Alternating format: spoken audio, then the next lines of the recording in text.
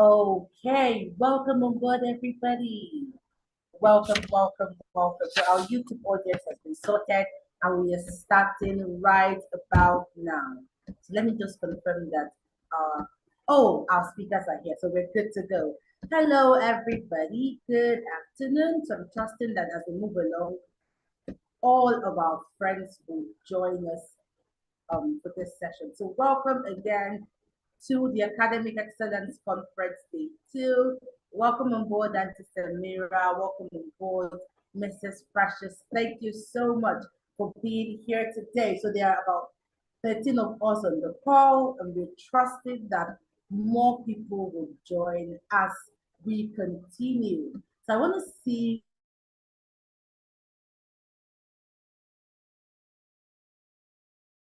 just joining for the first time today.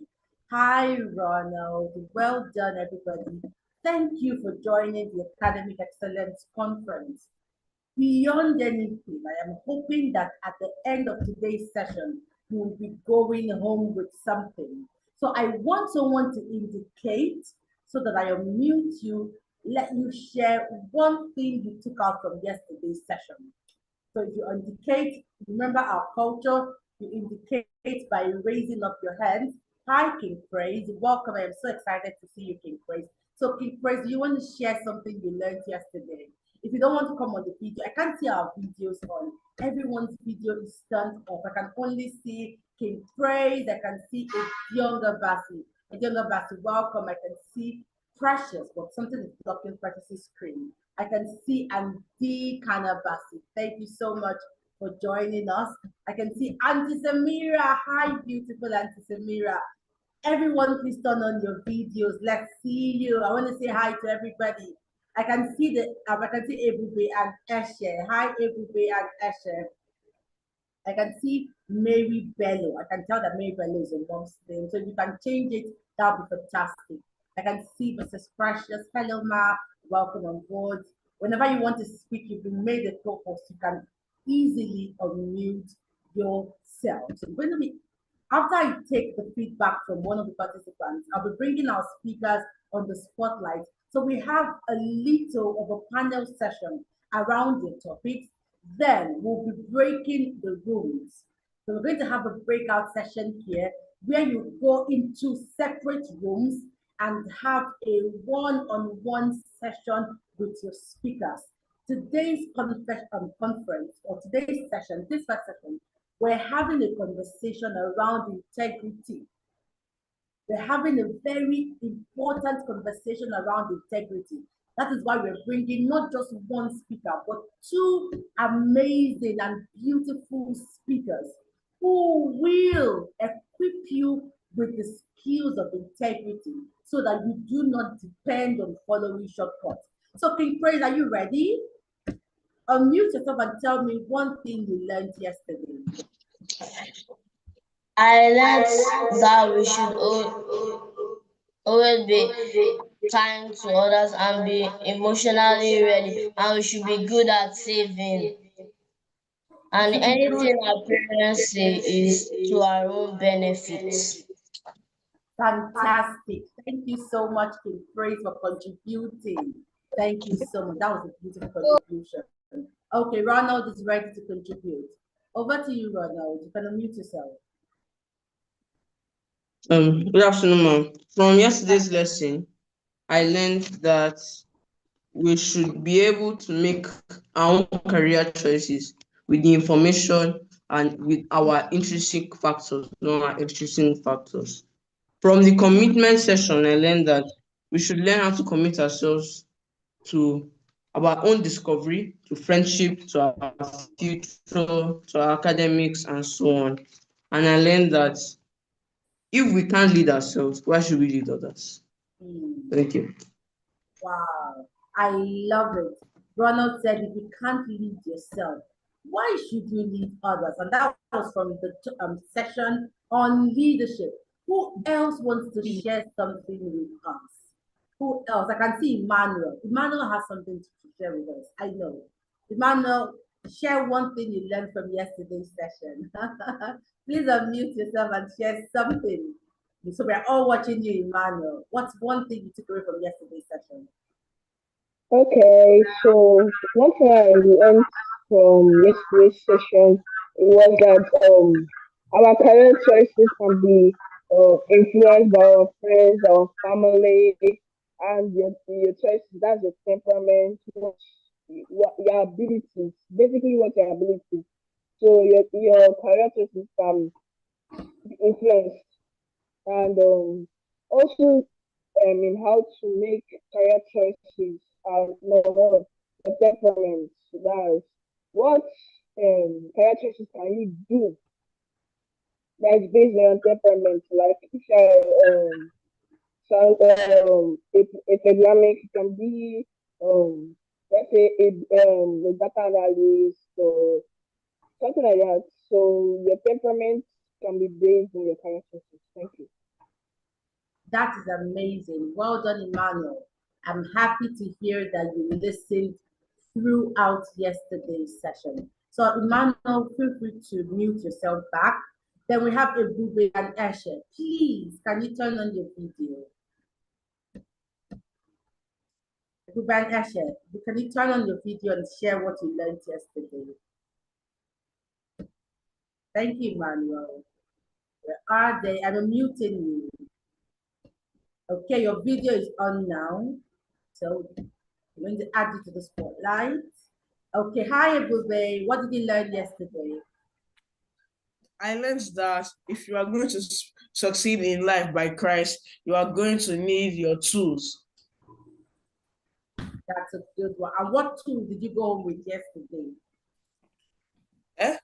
What tool did you go home with? Did you go home with a tool on career? Did you get clarity during the career session? Did you go home with a tool from the session on commitment and mindset?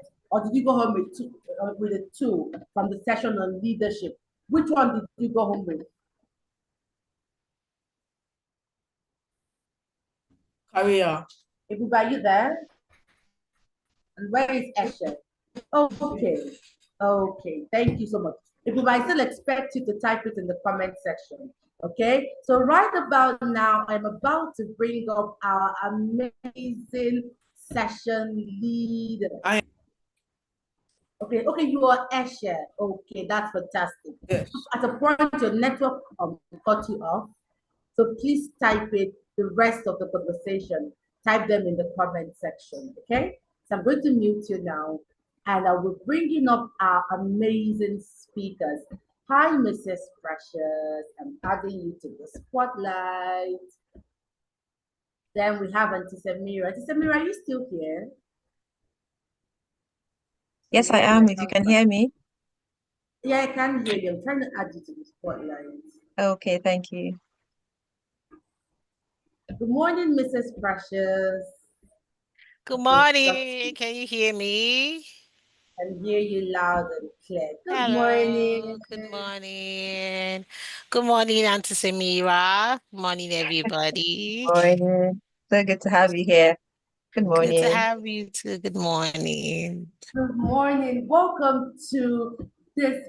This session is so special that we're having two speakers at the same time, right? Because we wanted, so everybody, I'm going to unmute us also. We scream out, welcome on board, and welcome to Auntie Precious and Auntie Samira.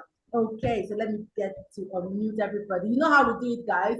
So going to scream, welcome, welcome, welcome. Okay, so unmute yourselves and let's have your welcome. I want to hear very loud voices. Everybody unmute yourself and say your welcomes. Welcome. Welcome. You're welcome. Welcome, ma'am. Welcome. Welcome, ma'am. Welcome. Welcome, ma'am.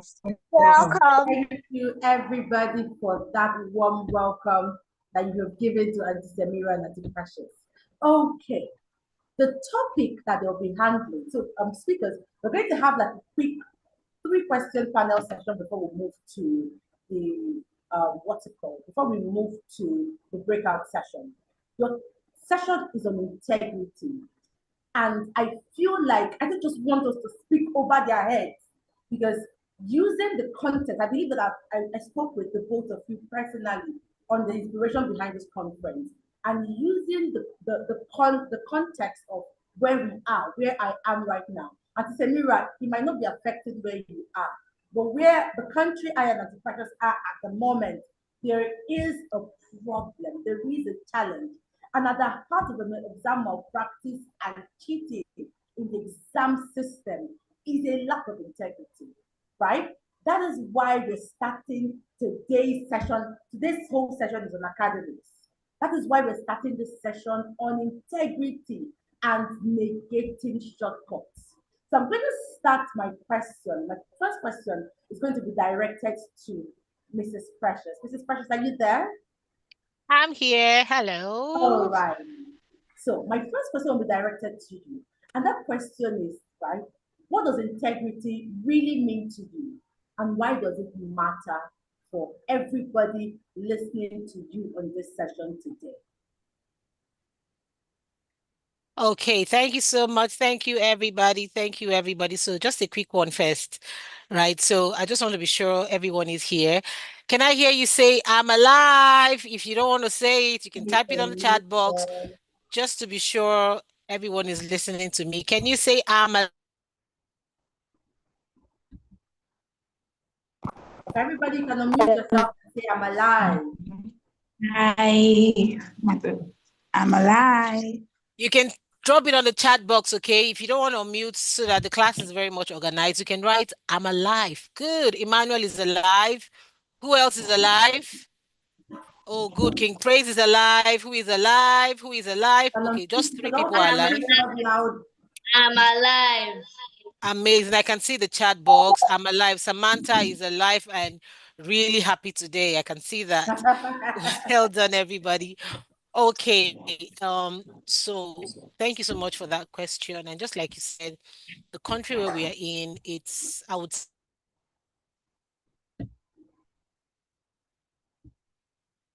Miss Precious, you're on mute. oh, okay. Host, what's going on with our technical? Can you hear me now? Sorry, I actually muted everyone. Thank you, Auntie Samira. You're muted Okay. now, man. Okay, good. All right. So thank you so much for that question. Just like you said, in the country where we are in, it's like a pandemic, right? Where shortcuts are the easy way out. Okay. Everybody wants to do a shortcut. But then in a nutshell, in just a very simple explanation, integrity, if you don't learn anything today, just like the host had said, integrity is one of the major things we're going to be talking about today. And because it's an academic excellence conference, we cannot talk about academic excellence without talking about integrity, right? Because success is a process. Okay, success is a process. You don't just wake up and you become successful. Success doesn't fall from the sky. So it's a process. So in that process, one of the things that is required for the completion of that process is integrity. And like you said, what is integrity and what does it mean to me? So in a nutshell, integrity is doing the right thing even when no one is watching. That is just a simple definition of what integrity is. Doing the right thing when no one is watching, right? When everybody is watching us, that is where we all want to, put up a good makeup, look beautiful. You see the way Miss Precious has her lipstick on, she has her eyebrows on, right? Because everybody is watching me, right? But then just to give you a quick definition of what it is. But then when I'm at home, maybe at 9 p.m., 10 p.m., there's no makeup on. There's no eyebrows. I don't even put on my wigs, right? And nobody's watching. It's just me in the house. So what I'm doing at that time, the little things I do at that time when no one is watching, that is who Miss Precious is. Not what Miss Precious is doing here, right? The real Miss Precious is what Miss Precious is doing when nobody is watching. And what she's doing at 10 p.m., what she's doing at 7 p.m. at home, what she's doing at 6 a.m. So basically, integrity is doing the right thing when no one is watching. And so what does it mean to me? Right? Is that the question? Yes, Is please. there another thing you want me to throw? Okay, do I have like maybe why does it matter to teenagers? good? Why does it matter? Why does it matter? So now before you build a house, right? When you're building a house, okay, you put blocks. First of all, you have the architecture. The architect does the work. And then when the architect is done doing the work, then you have the builders. They put blocks one at a time, one at a time. So that is a process to building a house. That is a process because building a house is a process. Academic excellence is a process, right? Everything in life that you want to achieve takes a process, is a journey. So you don't just appear. Yesterday, I was telling you people when I had my 2 minutes opportunity to talk when I was on the limelight. I said I was once a teenager, right? But life is in phases. Life is a process. I used to be a teenager like Precious here. No, there's a Precious on there's a teen Precious here on the group today. So I used to be a teenager, and today I'm a mommy. I'm no more a teenager. So life has taken me from that stage to, from preteens to teen to young adults to now I'm a mommy, right? So when you're building a house, why is it important to a teenager? Because when you're building a house, you put your blocks one at a time. When you don't fix those blocks properly, you have to give the house just a little more time, maybe 2 years, 3 years, and the house collapses, right? So why is important is integrity is that process you put into place to achieve academic excellence. Right? For you to be able to achieve academic excellence, that process of integrity has to be there. Okay, you're doing the right thing today when no one is watching. You're doing the right thing tomorrow. You're doing the right thing next tomorrow. You're doing it next year. You're doing it at 13, at 14, at 15, at 25. You become a solid pillar, a balanced pillar. By the time you're 29, by the time you're going into your 30s, you are solid. You are a foundation that every other person can come and branch in and and blossom through you. But when you don't have an integrity as a teenager, right, you miss out on those process and you just arrive. When you just arrive, we'll just give you a little time, just like I talked about building the house. So it's just a process. So integrity is important to you because that is the process. Precious, I think it was Precious that still spoke yesterday. I still won't forget what she said. I can't remember if it's Precious, but she talked about when they asked them the reason why they are here. She said it's a preparation, right? So you even preparing is part of the integrity. You took out time, this is when you're supposed to be enjoying your holiday, having a good time, just playing video games, but you took out time to attend this program. This is a process. You are going through the process by attending this program. Okay, so it's like a building block. So that's what I would say. It's important to a teenager because integrity forms the building blocks of your life. So you show integrity today, you show integrity tomorrow. At the end of the day, you come out to become a balanced, polished pillar. Thank you so much. I almost said praise the Lord. Hallelujah. Thank you so much, Mrs. Precious. All right, Auntie Samira, you're here with us. Thank you so much. I loved how you gave the analysis of doing the right thing when nobody's watching. That I think that is the most succinct part of integrity. Because if you only have to portray the right behavior when you're being held accountable, when you're being watched, then that's not integrity, that's pretense. Okay, Auntie Tamira, somebody asked the question yesterday after the leadership session. You mentioned how much you wanted to be a leader, but there are people who influence you. So my question to you is, how can a teenager resist peer pressure when everyone else is doing the wrong thing? How can a teenager maintain their integrity when everyone around them are doing things that oppose integrity? Over to you, Auntie. Okay, thank you very much, Auntie Precious. Thank you all for having me. Now the question is, how can a teenager maintain their own integrity when everyone around is doing something negative? We know that we're using, for example, the exam malpractice as one case study. So let's say every other person around you is cheating. Do you know in the Bible, there is a part of the Bible that says, how can a youth guide his ways except the Lord? So the first thing is you need God to help you through because you cannot, there's the saying that they say if you can't beat them, join them. But then joining them doesn't make you stand out.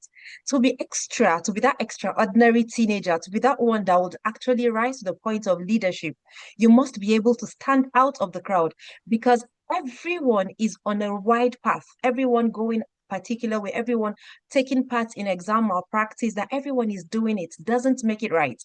I tell children, I tell people I teach that everyone is doing a particular thing doesn't make that thing the right thing to do.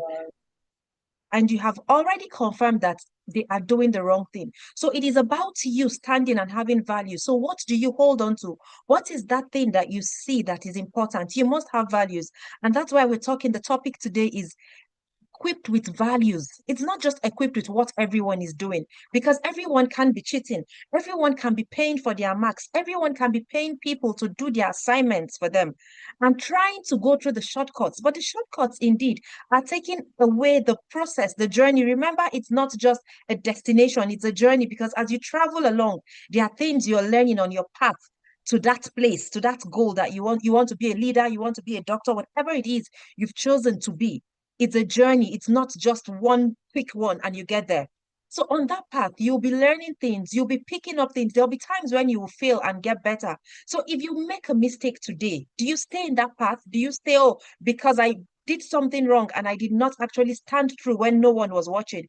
It's enough that you have acknowledged it. It's enough that you've realized you're wrong. But you don't stay there. You pick up again and keep going. That's it. That makes it a journey. So on that path, you will need to identify your values. What do you want to stand for? Because if you don't stand for anything, you will fall for everything. Cheating will come, you will fall. Stealing will come, you will fall. Lying will come, you will fall. But what do you hold as a value that you want to be known for and you want to be remembered for even when you're not there? Because we all are on a journey through life. Auntie told us when she started, she said she was once a teenager. And all of us you see here, we're once teenagers, we're all children. We grew up. So life has phases and seasons. So when every other person around you is doing wrong, you need to hold on to your values. And that's why it is important to choose your tribe. Who are the people you keep around you? You need people of like minds that share the same values with you to be able to stand. Because when the pressure comes and you're now with your inner circle, with those friends that are around you, the ones that give you the pats when you do right, the ones that say, oh, this is wrong, don't do this again. When you're with those people, you're able to hear the right things and you're able to get the truth. So hold on to right values and choose your tribe if there's anything you need to do. And remember to put God first, because you cannot guide your ways without God. Thank you. Thank you so much, Auntie Samira. That was powerful. I loved that you mentioned that if you don't stand for something, you will fall for anything. I believe that this should be the guiding principle of any teenager here who wants to lead and wants to lead their lives with integrity. Imagine if you are loud about your values. Imagine, do you know that if you stand for something, you keep yourself, what you stand for begins to keep you accountable. Because everybody then knows that you see a bube and eshe. If you call exam malpractice, it is none of their business. So even in the times when you do not prepare for your exams well, and you are tempted to fall, because you stood for that thing, it will keep you accountable. So I hope that in this short while, you have gotten something. I'm going to create the breakout room now. The breakout room is going to be 8 days. So we have the first breakout room, which is for the ages of 8 to 12. And Mrs. Precious, please raise up your hands. So Mrs. Precious will be handling the breakout room for people aged 8 to 12. Auntie Samira, please raise up your hands. And Sperma will be handling from 13 upwards. So you're going to get an alert now. So just tap your age. So give me some few minutes. While I do that now, could Mrs. Precious, please, you could continue the conversation, right? Around why you think integrity is connected to academic excellence. So while I tidy up the breakout rooms. You're muted, please.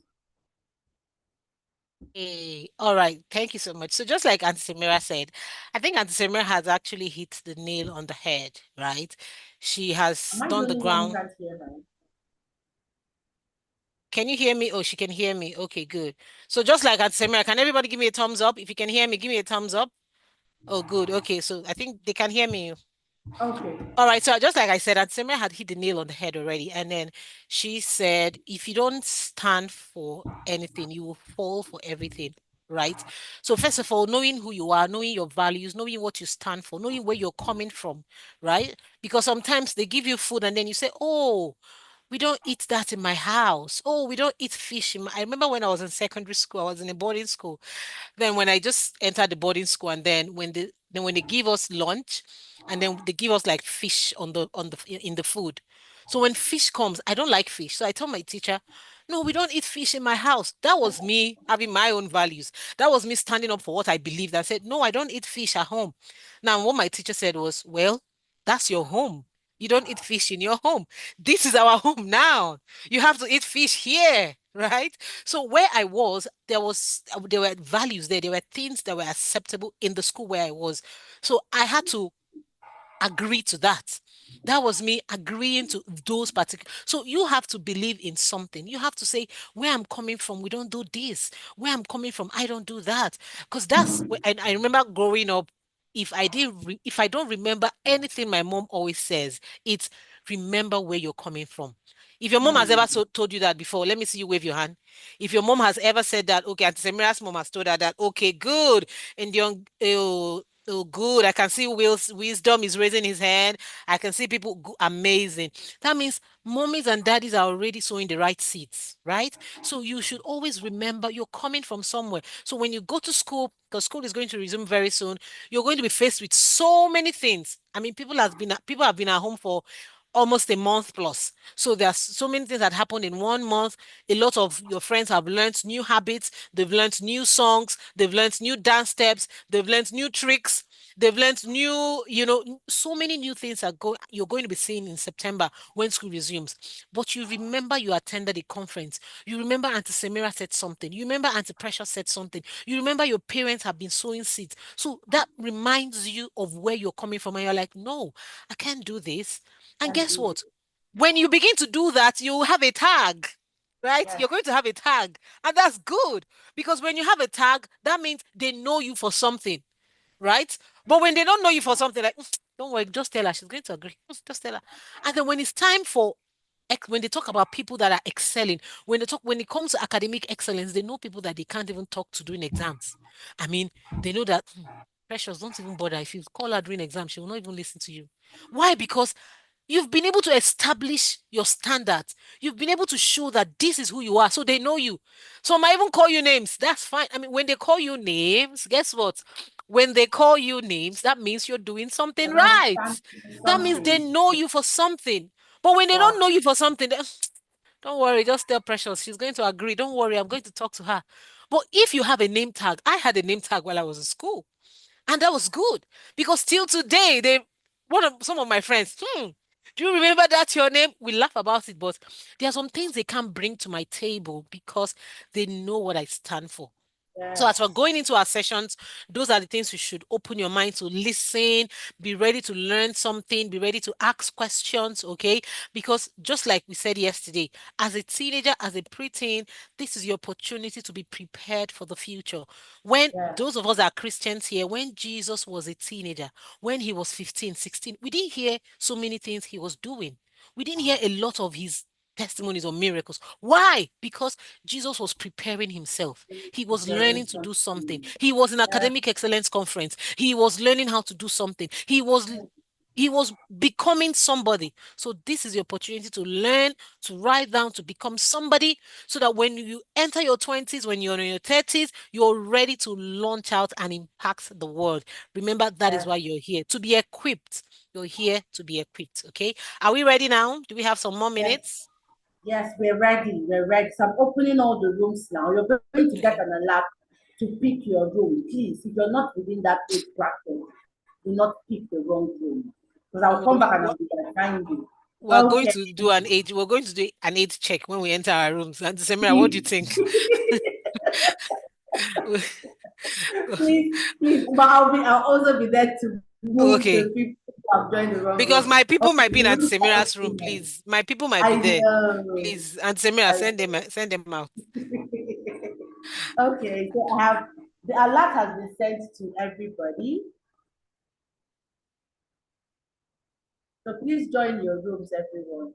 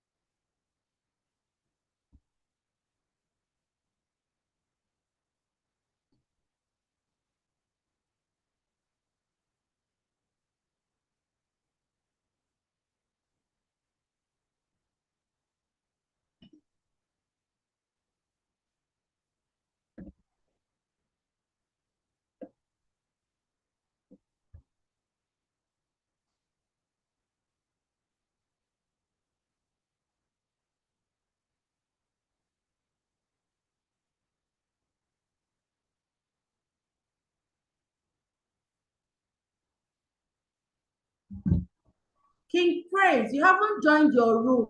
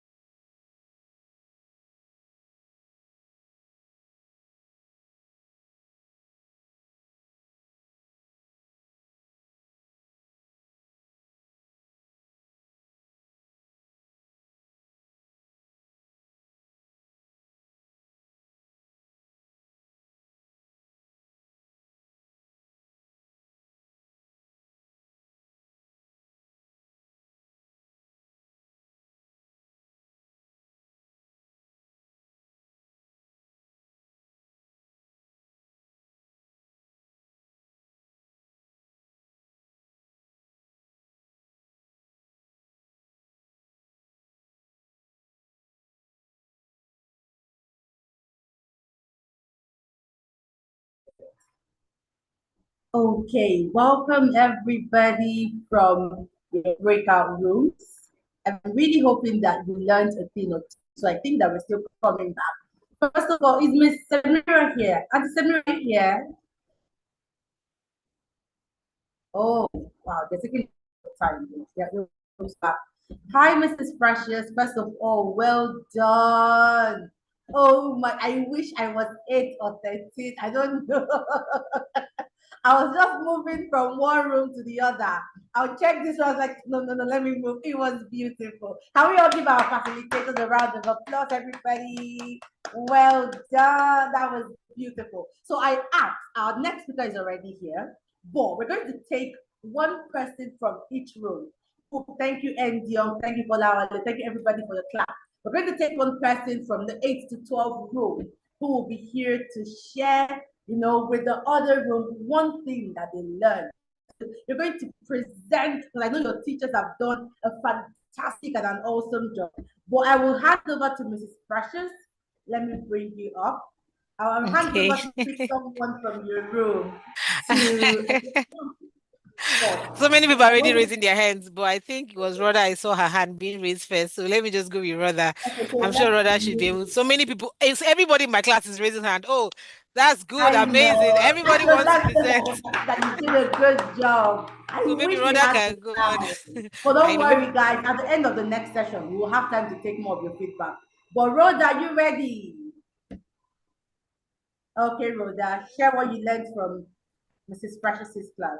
Okay, good afternoon, everyone. Actually, the class Rhoda, was please, you need to speak a lot louder. okay, ma'am. Good afternoon, everyone. The class was actually a very educative, and I learned more than enough. I actually learned plenty, a lot of stuff. But one thing that stood out for me was when she was telling us about the story of Daniel. I've actually heard that story a lot of times, countless times. But when she was resonating it with academic excellence about how Daniel was disciplined and he set his goals. So I learned that I should always be disciplined, even though I have written my goals. I should work hard to do them. I should be very disciplined. That is one thing that stood out for me in the class. And I want to say a big thank you to Auntie Precious for giving us your best. We really, really appreciate you. Thank you. Oh, thank you. And the Precious, can we continue tomorrow? Thank you so much, Rhoda. All right, Samira, I don't know if you guys were doing your benedictions. I was looking for you. Welcome back. Okay, so what we're doing, we just want to take one person from your session, right? So you're going to pick one person. So if you were in Auntie Samira's session, please signify by raising up your hands so that she will pick you to share, just like Rhoda did. So you share what you learned from that session. Okay, so Auntie Samira, over to you. Okay, I can see Ronald already. Ronald is ready to speak. Can Ronald go for it then? All right then. Where is Ronald? So that I'm trying to find him. Ronald, where are you? Okay, got you. Good afternoon, everyone. Good afternoon, ma. Hello. Good afternoon. So Auntie Samira's session was really interactive and I really enjoyed it. But my main takeaways from the sessions were the fact that we should know ourselves and stand for our values. And we should also know that what we stand for is our values. And values guide a person and is what they hold important. So we should have values for each of us that we hold important, because if we don't,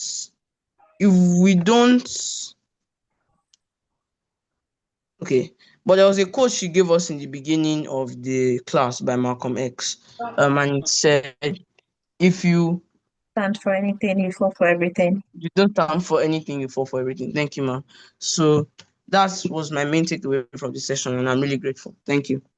Thank Oh, you. wow. Thank you so much, Ronald. To our very amazing Auntie Samira. King Praise, he said he loved the class so much. Oh, this is the show is very long, so that's how much you guys impacted them. To my very own Mrs. Precious. Vicky is here. Vicky's review is here. Her mother has taken over the screen. And to our very own Auntie Samira, I want to say thank you. Thank you so much for giving it your all. Thank you for impacting this young one. So, guys, if you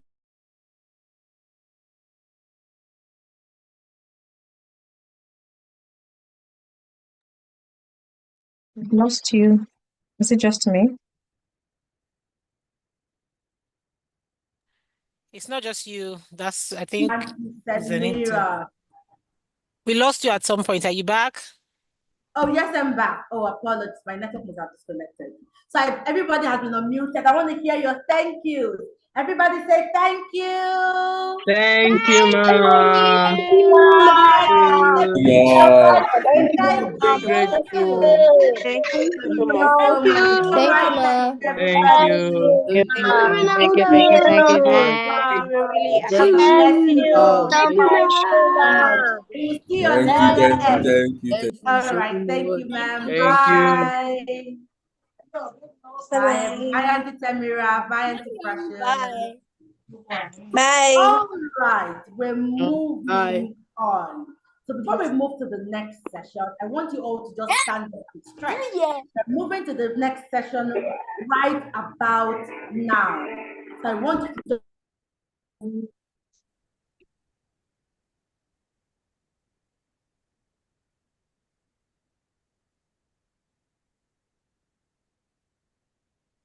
No, we're moving to the next session.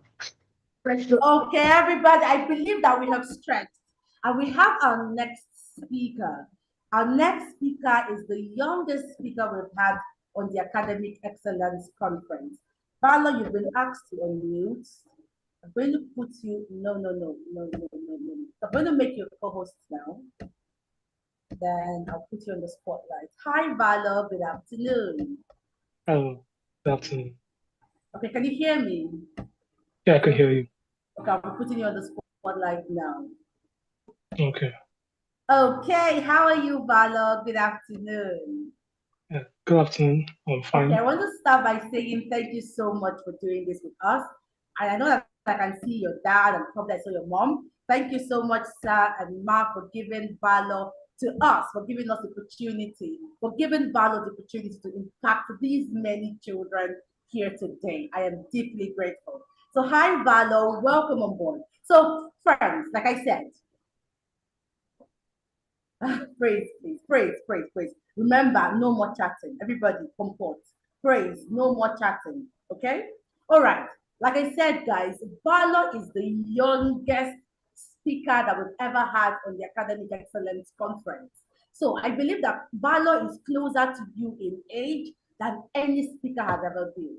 And the reason why Vala is here to speak to you is because Vala is an award-winning student. And if there is anybody who is a semblance or who has a semblance of academic excellence, it is Vala.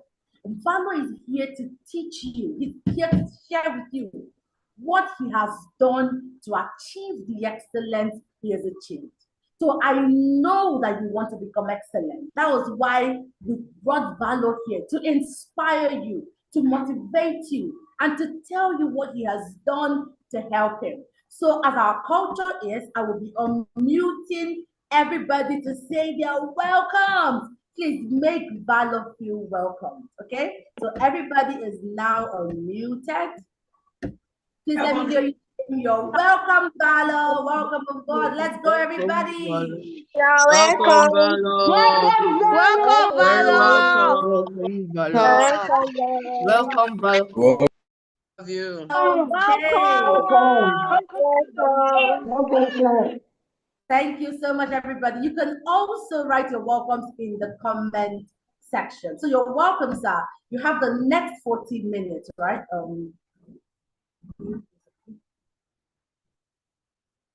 1 second, please. I think I have made the wrong person.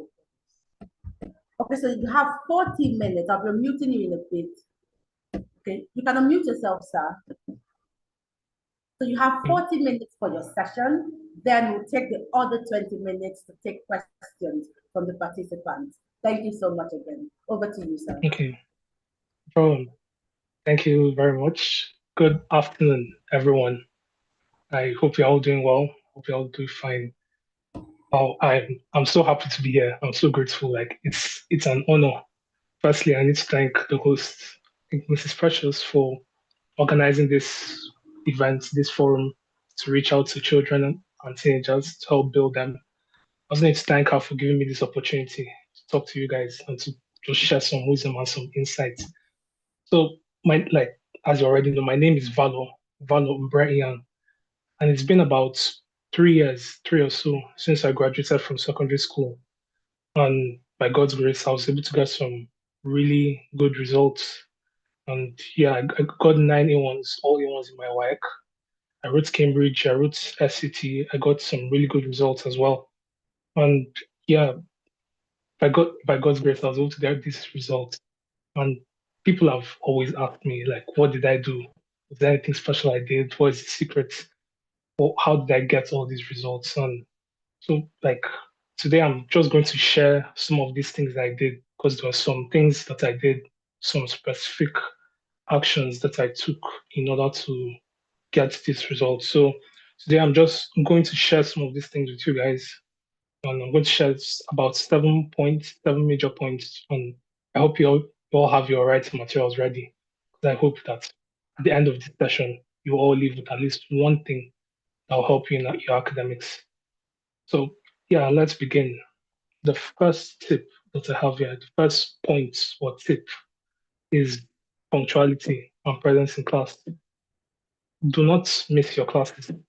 Simple as that. I think most in during exams, most of the things that you remember during exams are you're remembering it directly because you were there in class, you listened in class, you're remembering what you were taught in class. Yeah, you can read and you can memorize some things, you can go to exams and write. But most of the times, if you are in class, it's easier for our brains to sort of remember things, to memorize things if we like see them, if someone is teaching to you, someone is speaking to you. So I think you need to be in class because just hearing your teacher speak, hearing your teacher explain things, it's invaluable, much better than what's most times much better than what you are able to do for yourself. And yeah, you should always be punctual as well. Try to get to classes before your teacher. Like don't like if you get there late, you might miss a few things. So try to get to classes before your teacher. Try to pay attention in classes. It's not just to go to class and sit down, start talking with your friends or doing something else. You need to pay attention in the class while you're there. And yeah, one thing that while I was in school, I at the beginning of the term, or at the beginning of the session, when we are choosing our seats where we're going to sit for the rest of the session, I always try to pick the front seats because I find that when I am closer to the teacher, it's easier for me to understand, easier for me to hear the teacher. And most times at the back, further at the back, like it's very filled with some sort of instructions. When I sit in front, the teacher will feel that you are serious. And yeah, I find it's easier for me to understand what the teacher says when I sit closer to the teacher. So on that point, that try and sit in front. Try and sit in front. Yeah. Um, yeah, that's the first point. Also, like to pay attention in class. One other thing that I used to do when I get to classes, like at the beginning of the class, at the beginning of the whole of school, I just like utter like say a small word of prayer. Just pray, God, please help me to pay attention. God, please help me to focus. God, please give me strength. Help me to understand what teacher teaches. And yeah, when you get to class, try and focus, try and pay attention, try and avoid distractions while the teacher is teaching, try and listen because I think most of the stuff that you remember are from listening in class. That's one major thing. And yeah, that's the first point, punctuality and presence in class. So the second point, something else that I used to try and do when I was in secondary school, I tried to read or to review the lessons, all the lessons that I had that was taught like on the same day. For example, I go to class. If I have like 10 classes that day, they teach us 10 different subjects. That night during when I'm reading, during prep, like after I've finished doing my assignments, doing everything, I try to like read through all the notes. Because for me, it sort of feels like when you're reading it on the same day, it sort of feels like you are attending the class again. what the teacher has taught is still sort of fresh in your brain. So as you're reviewing it that same day, sort of like it helps you to retain it better, helps you to store it in your mind better. I don't want to like leave it like much later or when it's closer to exam. I don't try to read through everything. But it's a bit difficult because when I'm reading again, it's sort of be new, fresh in my brain. But then if it's something that I just learned like a few hours ago, I can just read through it, stick in your brain better. And yeah, and it becomes much easier. For example, if you are taught like today you are taught algebra in math class, when I go to when I want to read, when I go to the prep hall, I'll read on algebra, read the lesson notes, might even go to textbooks and do examples, do some questions from extra questions on algebra, just try and solidify it in my brain. So that and it also helps because much later when it's time for exams and you want to study for exams, you have sort of like stored it somewhere in your brain. So it's easier for you to remember. I find that it's easier to remember that sort of thing. And if, yeah, I know sometimes it can be difficult because, like, most times in secondary school, especially, you might have like very large assignments. Maybe like an assignment that basically take up your whole prep time, basically take up the whole time you want to use and read.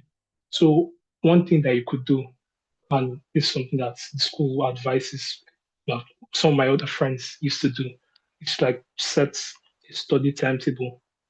Like maybe on Monday, you study maths, on Tuesday, you study physics and chemistry, Wednesday, you study biology. Just set like a timetable, divide all your subjects, set them on different days, and try to study them on all those days. Because you're studying them repeatedly at intervals. Maybe you could set like Monday to study maths, and then just you go to classes. Then when Monday comes, every single thing that they have taught you in maths over the past week, just try and read through it and study through it. So basically, what I'm trying to say is that review your lessons. There should be like a repeated sort of like a cycle of revision. Don't just leave everything till it's time for exams. Just review them regularly and try that way to help to stick in your brain. Don't try and pile up your work like I'm saying. Don't leave everything till it's time for exams. Review it regularly, every day if possible. Yeah, I think that's my second point. That's my second main point. Uh, My points aren't really long, they aren't really large, so I don't know how long I might be here for. But yeah, first 2 points. The first point, punctuality. The second point, to review the lessons, revise your lessons, revise your notes. Don't pile up your work. Don't leave everything till it's time for exams. And yeah, and one other thing that I used to do, like, this is the third point now. Third point, something that is very important, and I think this is one of the reasons, like something that I used to do, particularly for me, that I think it has really helped me a lot. Is to while you are studying, for every study session, you set specific goals, something that you're going to do. Like it should be specific. It shouldn't be like a vague goal. You shouldn't just come to study and you say, okay, I want to read today, or I want to read maths.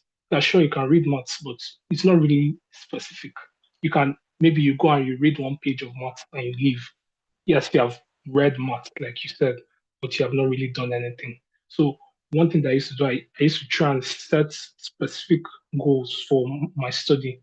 So it's not just enough to set up a time to study, to say I'll study from 7 to 9 or from 5 to 7. It's not just enough to set that up. You need to set specific goals. Okay, from 5 to 7, I'm studying from 5 to 7. Between in this time, I'm going to finish 2 chapters in my textbook. I'm going to finish one chapter of this textbook. I'm just set like a very specific goal. And once you set that goal, you become focused, you become determined to achieve that goal. Like one thing that I used to do once once I set the goal, okay, I'm going to study chapter 3. I will not leave that place until I finish chapter 3. Because so you try to avoid distractions as much as you can. You don't leave until you achieve the goal. You keep your phone aside. You probably try to use the toilet before. Oh, sorry. But that point, to set specific goals for yourself while studying. Set specific goals. Yeah, no problem. So you try to minimize distractions. as much as possible. You try to use the toilets before you start studying. Probably get water by your side so you won't have to be leaving to go and get water. You won't have to leave to go and use the toilet. Just try to avoid distractions as much as possible. Because one thing that's like that's very funny about our brains sometimes is if you want to find an excuse to not do something, you will find an excuse no matter what. Like if you just come to class or you just come to prep, you want to read, then you're now like you don't feel like reading, maybe you have not set specific goal.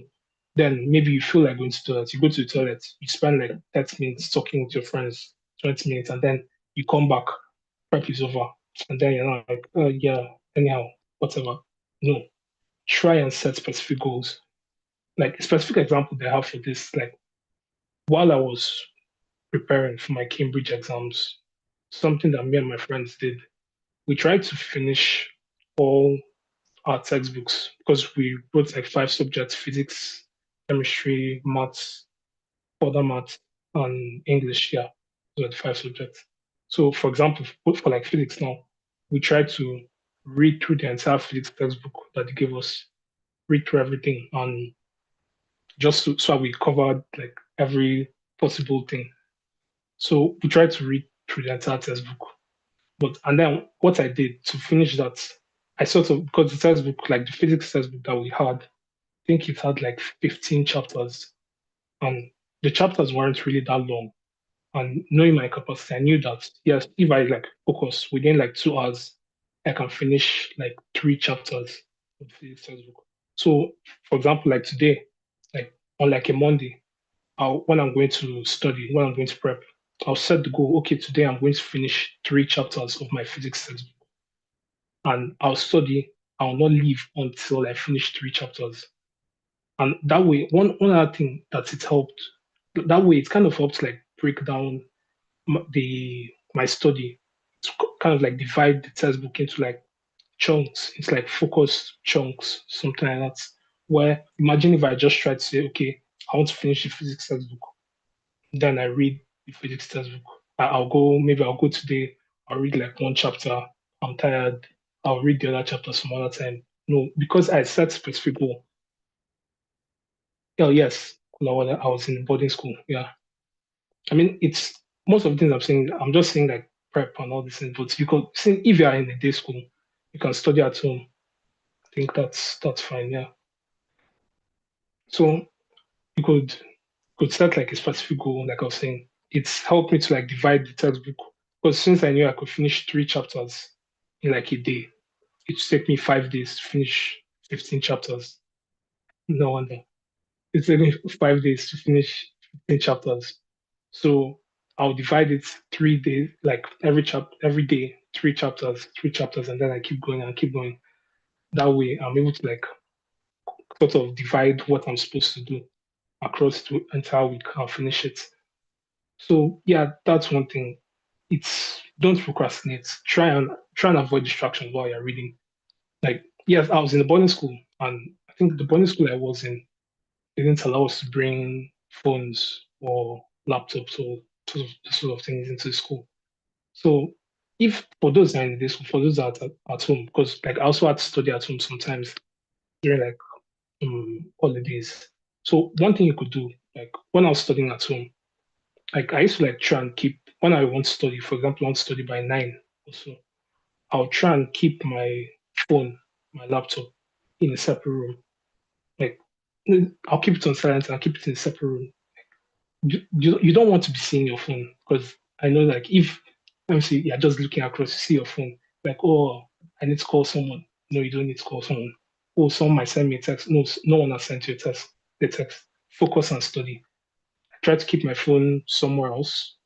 Maybe I'll stay in a room where there's no TV. So just try to like avoid any possible distractions. Avoid, like I said, if you want to find an excuse not to read, you will find an excuse. So one other thing, don't procrastinate. If you have set a goal, I'll finish 3 chapters today. Yes, you finish 3 chapters. Don't try and be like, okay, I've done 2. so I can keep the next one for the next day. Try and finish 3 chapters. Try and set, when you've set these goals, try and achieve these goals. You absolutely focus. Just be focused on achieving that particular thing that I've said you'll do that day. And one other thing, you could also like reward yourself at the end. Maybe you could start something like, okay, I'm going to finish 3 chapters today, and after I finish reading, I can go and play with my phone. I can go and talk to my friends or whatever. So it's just for that time, for that absolute time, for that amount of time you want to study, maybe like 2 hours, 1 hour, 3 hours, whatever. How long? You just be absolutely focused on achieving the goal that you have set. So that is one thing that I know that I did a lot, especially during my Cambridge time. Because during when I was writing Cambridge, just a short story, we had to.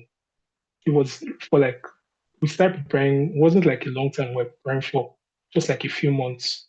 So and there was a lot of things that we had to cover to read through a lot of things to prepare for the exam.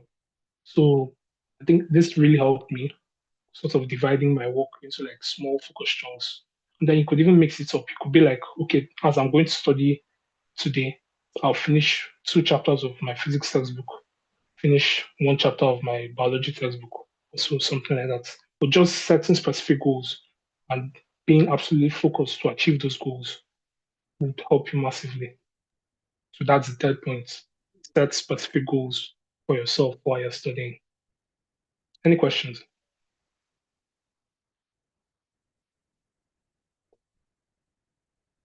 Okay. Thank you so much. I actually. Sorry, I'm not done. Oh, I've just wanted to like pause and okay, see that's questions. fine. Yeah. That's fine. So I paused the comment section because I want us to take the whole session. So then we have a dedicated time for very intensive questions and answers. Okay. So I didn't want No the problem. attacks to keep distracting you. So you can please Okay. continue. Thank you. No problem.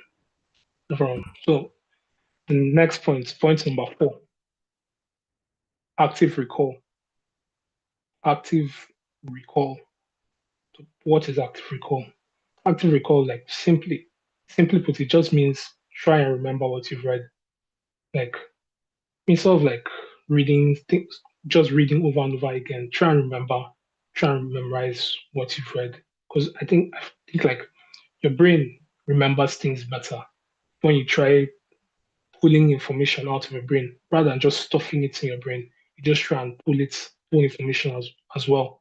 So just for example, you're reading a textbook, you're reading chapter 3. I like chapter 3. You're reading chapter 3 of a textbook. And then after you finish reading, you can just like close the textbook and ask yourself questions. Yes, that's pretty much it. Just ask yourself questions.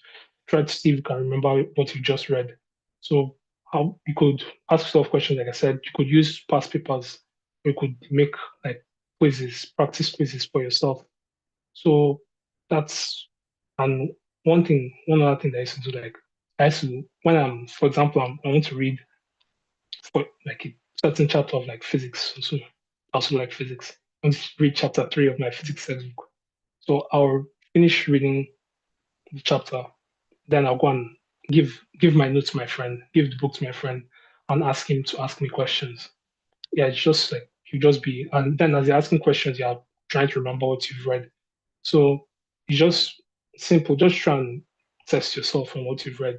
Don't just spend like an entire like 2, 3 hours just reading. Like doesn't really help at the end because they're just trying to push information in. You don't know whether you actually know what you're reading. So also test yourself in a way and try and pull information off your brain. And yeah, you could also, I don't know if this will apply to like one thing that I used to do, this just from my personal experience, like because people used to while we're preparing for exam, while we're reading, people used to come and ask me questions or ask me to like teach them a certain concept or a certain topic. So by teaching other people, I find by teaching other people, it sort of helps me as well to remember what I've read. For example, if I'm teaching someone certain concepts in maths, like quadratic equations, whatever, by teaching that person that particular topic, it's also reminding me of things in that topic and it's helped me to remember that topic well. So if you can try and teach others, because it will help you a lot massively. And one other thing I used to do while reading is to have like an extra notebook and a pen, like a jotter also while reading. Because when you're reading like in your notes, like notes you have written in class, the notes that you are reading, they're not necessarily your notes. So they are the teacher's notes. The teacher has written the notes, the teacher has made the notes, and you have just written them down. So one thing like I used to do even while you're in class, just try and like have your jotter beside you, key points, but just write them down while you're reading your notes as well. Anything that you feel like jotting down, maybe key points, definitions, and statements, these sorts of things, you could just write them down in your jotter, just these key points. You could do whatever you want to do, like design it, however you want to do it, but just write it down so that when one thing I used to do when it's time for the exam, when it's time for an exam, like before the exam, I'll go and like read through the notes I've made over the session in a particular subject. Just read through those notes, and yeah, it helps because, like I said, the notes that the teacher gave you, those were the teacher's notes. So you need to make your own notes in a way that you can understand. So take notes while reading. Highlight key points in your notes. Study your notes before the exam. And yeah, that's pretty much it. How to recall. How to recall. That's the 4 points. Try and remember what you read. Could use past papers. Could teach a friend. Ask your friends. Ask you questions. Have an extra notebook while reading. Take notes while reading. And yeah, that's that points. Point number 4. Active recall. And yeah, the next point number 5. Um, point number 5. Set up your reading environment. Set up your reading environment where you are going to read. So why does it matter? You're just reading. Like where you read, your environment, the place that you're reading in, can have like a serious effect on like how much you're actually taking. For example, me, I don't like reading in like noisy places.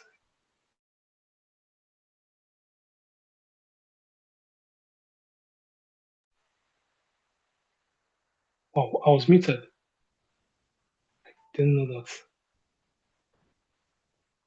Sorry. Okay, I'll continue now. So I don't like reading in noisy places. I don't like reading in dirty places as well. Places that there are dirt, pieces of paper on the floor, something. It sort of like distracts me because I feel if I like see something on the floor, I want to pick it up. It's like throw it away. So you just design the place where you're going to read, set up your reading environment. So you should try to study like because that's the thing. One thing like I could say like different people have different styles. Like you have a particular way of reading that maybe suited to you. So for some people, like I said, I like studying in a quiet space. I know people that like studying in noisy places. I know people that I like to study like in the night. No, not like in the night, like in the evening and in the morning. I know people that like to study like in the night. And I know people that like to study with music. I don't like music. So I think one thing that you could just try and set up like an environment that's good for you. And it's try and understand yourself. I think that's how I could say it. Try and understand yourself. But also you need to know like there are certain like environments also. Let me just use the word environment again, that are ideal for reading. For example, it's much better to read in a quiet place because there are no distractions, there's no noise around. And it's generally much better to read in a clean place generally. But like I said, I know that there are people that are different. So try and know yourself, try and set up your environments that will help you. And one other thing, you like fix like a study time daily. You don't just read randomly or you don't just read when you feel like reading. You you start a specific time, okay, by 7 to 9, by 3 to 5, by 4 to 6, whatever, you set specific time, like, and you keep to that time. Like if you are reading by 7 to 9 every day, keep to that time like every single day. Because rather than I find that like consistency, like let's say reading for 2 hours every day is a lot better than let's say trying to read everything like in one long stretch of like 6 hours or something. I know some people can do that very well. But to me, I prefer to like read in chunks like every day and that sort of thing. So find out what works for you. And like I said in the one of the earlier points, when you're reading, just try and avoid all distractions. Just don't give yourself an excuse to not read. Use the toilet before you read, before you want to start reading. If you you come to the place that you want to read, you like a bottle of water or something. So if you're thirsty, you have water to drink. Just don't give yourself a reason to stand up until you have finished what you want to do. That's something that works for me. So, well, just find a, a place and a time to read, specific place and time to read. And yeah, and also like one other key point, because I could say find a place and time to read. There's someone will now be like, oh yes, I read better in front of the television. No, you don't. Someone else say I read better on my bed. No, you don't. You need to like don't sort of like take this in sort of a way that I can do whatever I want while I'm reading. No, you need to set up like an environment that you know will help you to read. You can't read on your bed. Like me, I can't read on my bed because I might fall asleep. So you set up an ideal environment that can help you to focus while reading, help you to study well. Yeah, that is my fifth point. Yeah, set up your reading environment. Yeah. And the my sixth point, this one has to do with your friends. You choose your friends wisely. Be selective in your friends. I think the Bible says, 1 Corinthians chapter 15, verse 33, says, do not be misled. Bad company corrupts good manners. So, like, just try and select your friends well. Like, when I'm in school, I try to surround myself with people that are like me, that want to read, that want to study, that want to succeed. That's so I find that by surrounding myself with those kind of people, they can also like push you to succeed. And maybe you want to read, you have a reading partner, you have someone that will help you to read, someone that will help, that will ask you questions.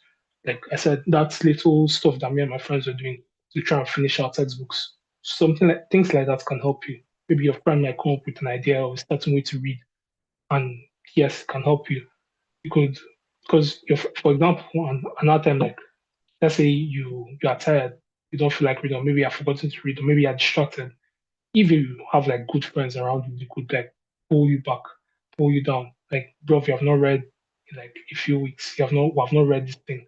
Let's read it together. So it's just surrounding yourself with the right people. That's you, and then you need to try and like collaborate with people as well.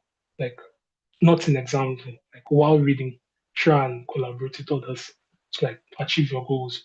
Because most of the time, something that I've noticed, like the students in school students that do very well in school, most times they might not be like the smartest students. They are like they might not be the smartest students in school, but they are friends of the smartest students in school. So it's just by surrounding yourself with people that want to read, that could push you in a way to study, that could push you in a way to like succeed. It's very helpful. So you need to surround yourself with the right friends. You need to, yeah, you can't really like because your peers, your friends can lift you up. Like I said, they could push you to succeed. They can also like drag you to like not succeed.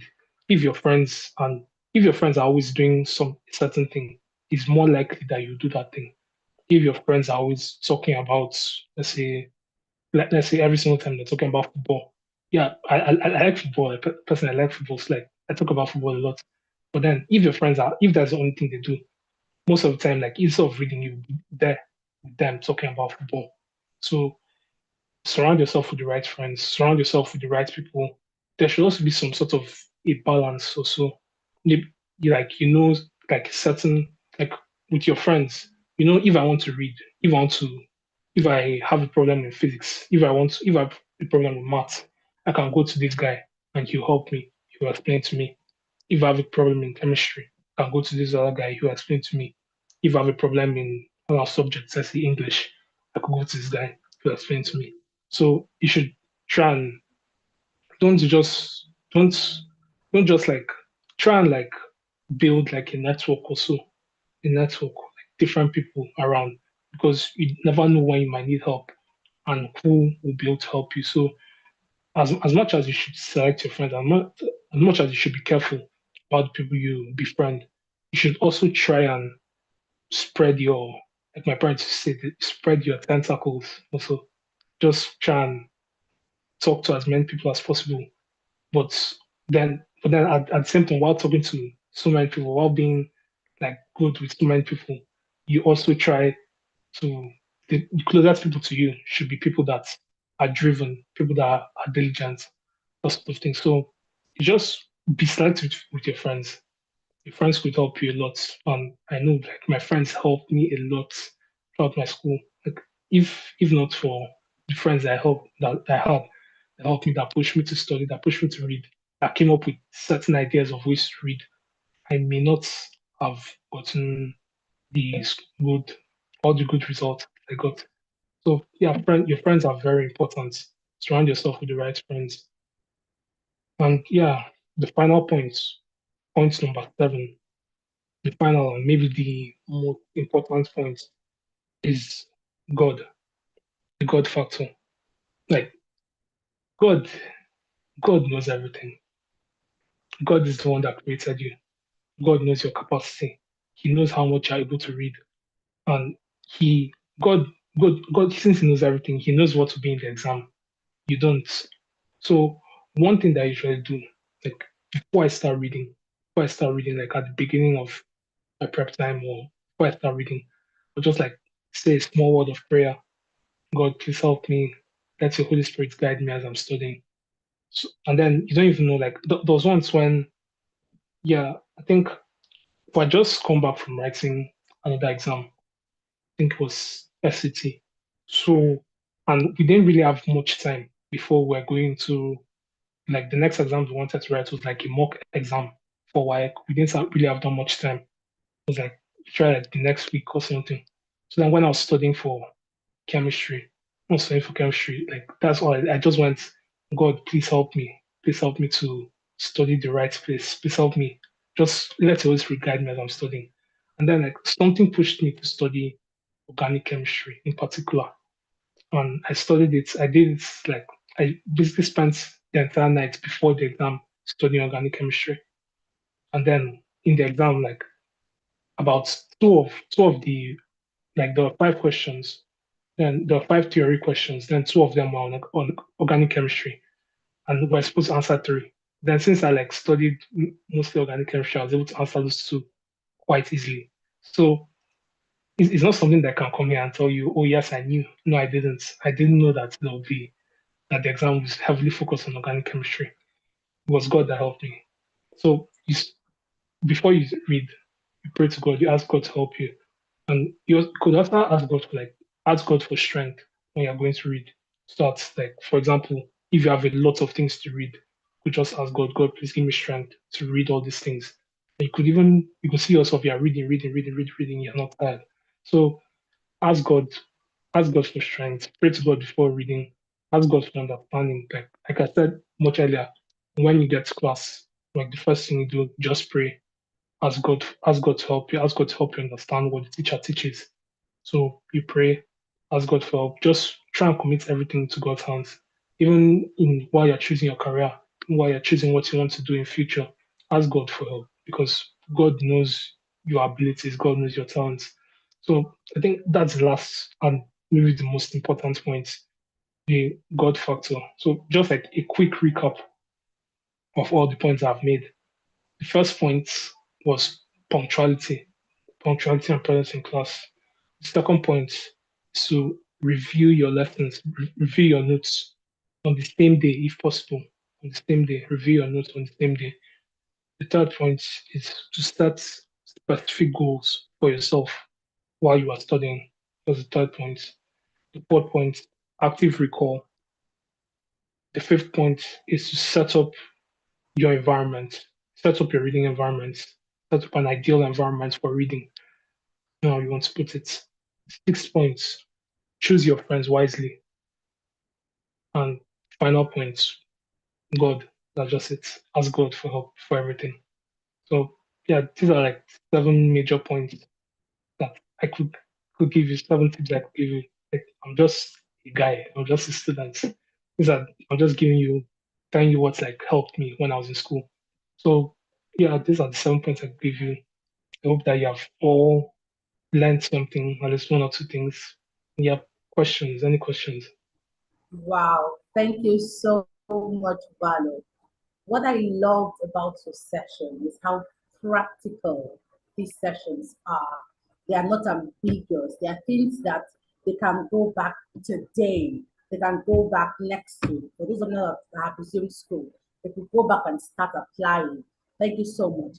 And I loved when you talked about strategic friendships and putting the God factor. Like, we literally cannot do without it. So thank you so much. So Blossom, do you have a question? All right, so you know how we do it, guys. We're going to take we want to take as much questions as possible.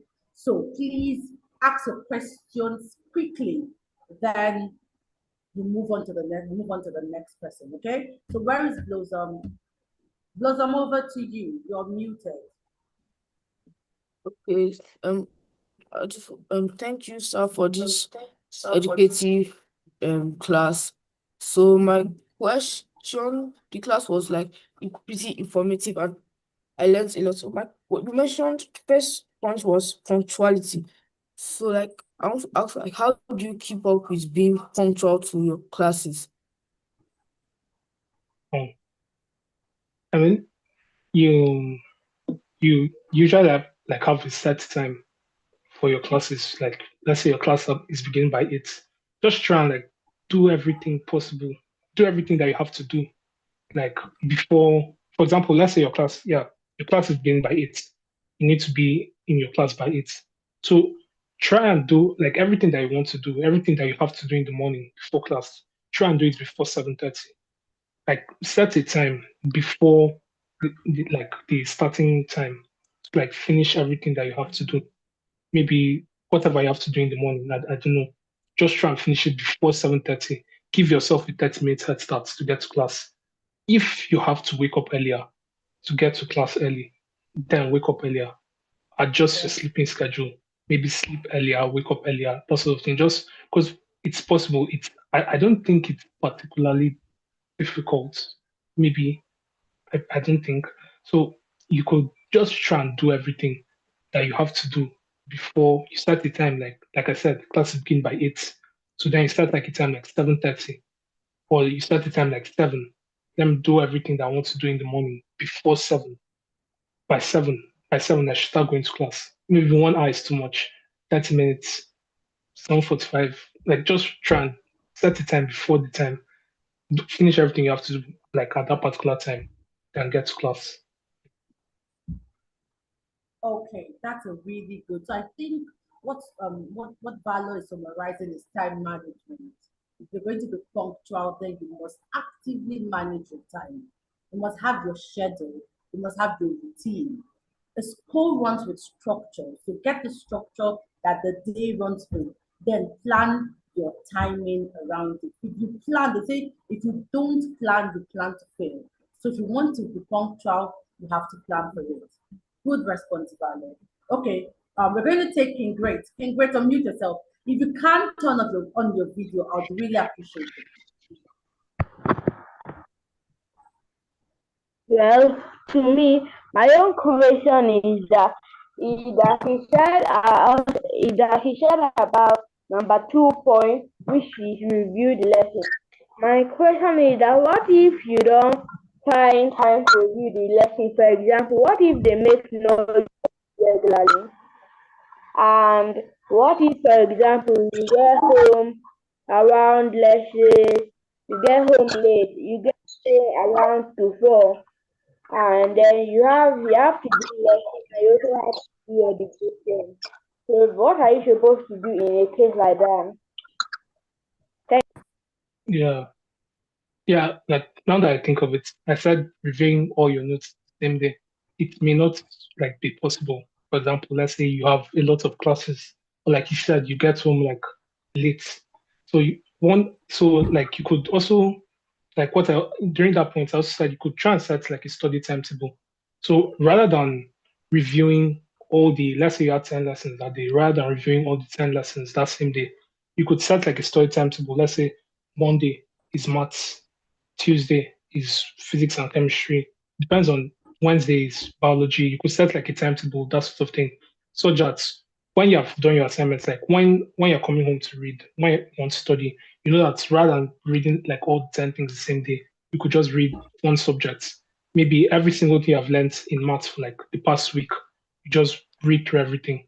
So I think that is a bit easier.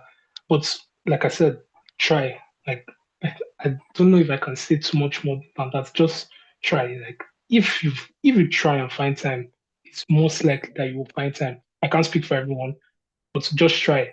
If you can't do the same thing like every single day, you could just like set a timetable, a study timetable. Today I'll read this, tomorrow I'll read this, then the next day I'll read this. Or you just sort of like set that sort of like a loop of things that you read like every single week. At the end, when it's time for exam, you find that you have read everything because you are reading constantly. So yeah, that's what I can say. If you don't have time, just set like a timetable. So like a solid timetable, what you do for every single day. Yep. Any other questions? Excellence. Excellence, unmute yourself and ask a question. Please make sure you're using the raise hand feature if you want to ask a question. So you mentioned about using your strength wisely. Me in my class, I use strength wisely, but like it's not like I still love academically, but like not to my expectation the way I want to be. And like the previous levels I need, and like not in my class, and like in the other class, we have to so like in the other class. So what do I do in that situation? Sorry, I didn't hear you very well. Sorry, could you just Excellent. repeat? I'm sorry. You were not I'm sorry. quite audible. Speak audibly and speak again. I said that you mentioned about we should see our friends wisely. So in my class, like I did have some friends which let's say yes, we are academically good and like we try to like do with each other, do assignment with each other, but not to my expectation. Like they're trying their best, but not to my expectation. And like the kind of serious friends which I really expected them, like they are not in my class, they're in the other class. And like not every time we can be talk, maybe only during break time we can only talk or after school close. So what do I do in that type of situation? Yeah, that's a good question. So you have friends in your class that are good, but not quite to the level you expect. And I think when it comes to choosing friends, like in that academic sense, it's most times it's not just like choosing friends that are smart. You could also choose friends that are like maybe they are not smart, but they are driven to succeed. Maybe this person might not be like as smart as you think or you expect, but then you see that this person is studying, this person is reading, this person is trying to like be good. Make friends with that kind of person because as much as the person is trying to be good, and let's say in a situation you think you are smarter than that person, the person will come to you. You might end up teaching the person. And like I said, by teaching the person, you are also helping yourself. You're also growing as well. So it's not just choosing friends that are smart. Maybe I may have worded it a bit someone because some very intelligent people, like I know some very intelligent people that they are like I know some people that's like one of my friends in school, he could go to the exam, like a particular subject, I think it was like for physics. Like he will not like read, but you go to exam, you write and you do very well. And then there are people like that, they are very smart, but then they are not like driven, that sort of thing. So it's not just choosing friends that are smart. Yes, try to have friends that are smart, that are intelligent, but also try to choose your friends that are like that are driven, that want to succeed, that you see them, they're actually putting this type of effort. And you also said that the friends that you think are smarter in the other class, yeah, if you can't talk to them every single time, but then when you can, you talk to them. But within your class, just try and find people that maybe he might not be very smart, but he's driven to succeed. That's the main thing. Find friends that are driven, not just smart. So yeah, not the main thing. Friends should be driven, yeah. That's a very good response. Thank you. Okay. In your Lua, as you've been asked on mute, you can ask a question now. My question is that. You're the last person. My question is that. Okay, Inolua, please hold on. Guys, if you have a question and you've not indicated, if you're more comfortable with typing it in the chat, I'm opening up the chat now so you can type in your question. Okay. Okay, ma'am. Yeah, what's the question? Type it. No, you could, Inolua, you could say it out loud. Okay. My question is that if you are in the school premises and everywhere is lousy and you try to read and the principal says you should not leave the school premises, what can you do? Everywhere is lousy.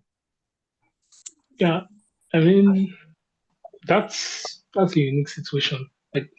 Like you can't find somewhere else to read. If that's your situation, I think maybe the principal said, let's say you're in school, then after a particular time, you just try and I don't know how to put this very well, but you try and select a certain for if you have to read at night.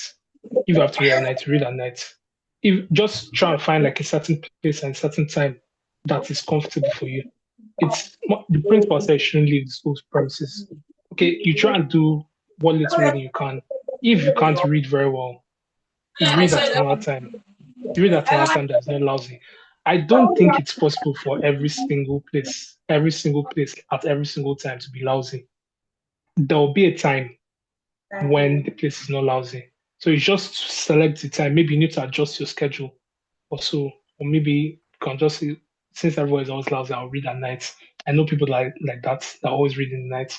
So it just depends on you what you are comfortable with doing, the extent you are comfortable, like how much will you go, how far will you go in order to achieve particular success. That's what everything boils down to at the end. How far will you go? What are you willing to sacrifice? So if everywhere is lousy, just try and adjust your schedule, find a place all the time. That's what I can say. That's what I can say. Yeah. That's a very that was a good response, Valo. That's a very unique situation. That's why they're libraries. So if the school has a library, please use the library. Everyone here, make it a habit to use the library. Then, if you look around your school vicinity, you're definitely going to find a calm place where you can study. Then, if you're in the boarding school, leverage prep periods. If you are at home, advocate for quiet periods. Valo talked about having a designated study area. So if you are at home, ask your parents. I would tell them in the community that they are part of. Please create a designated quiet study area.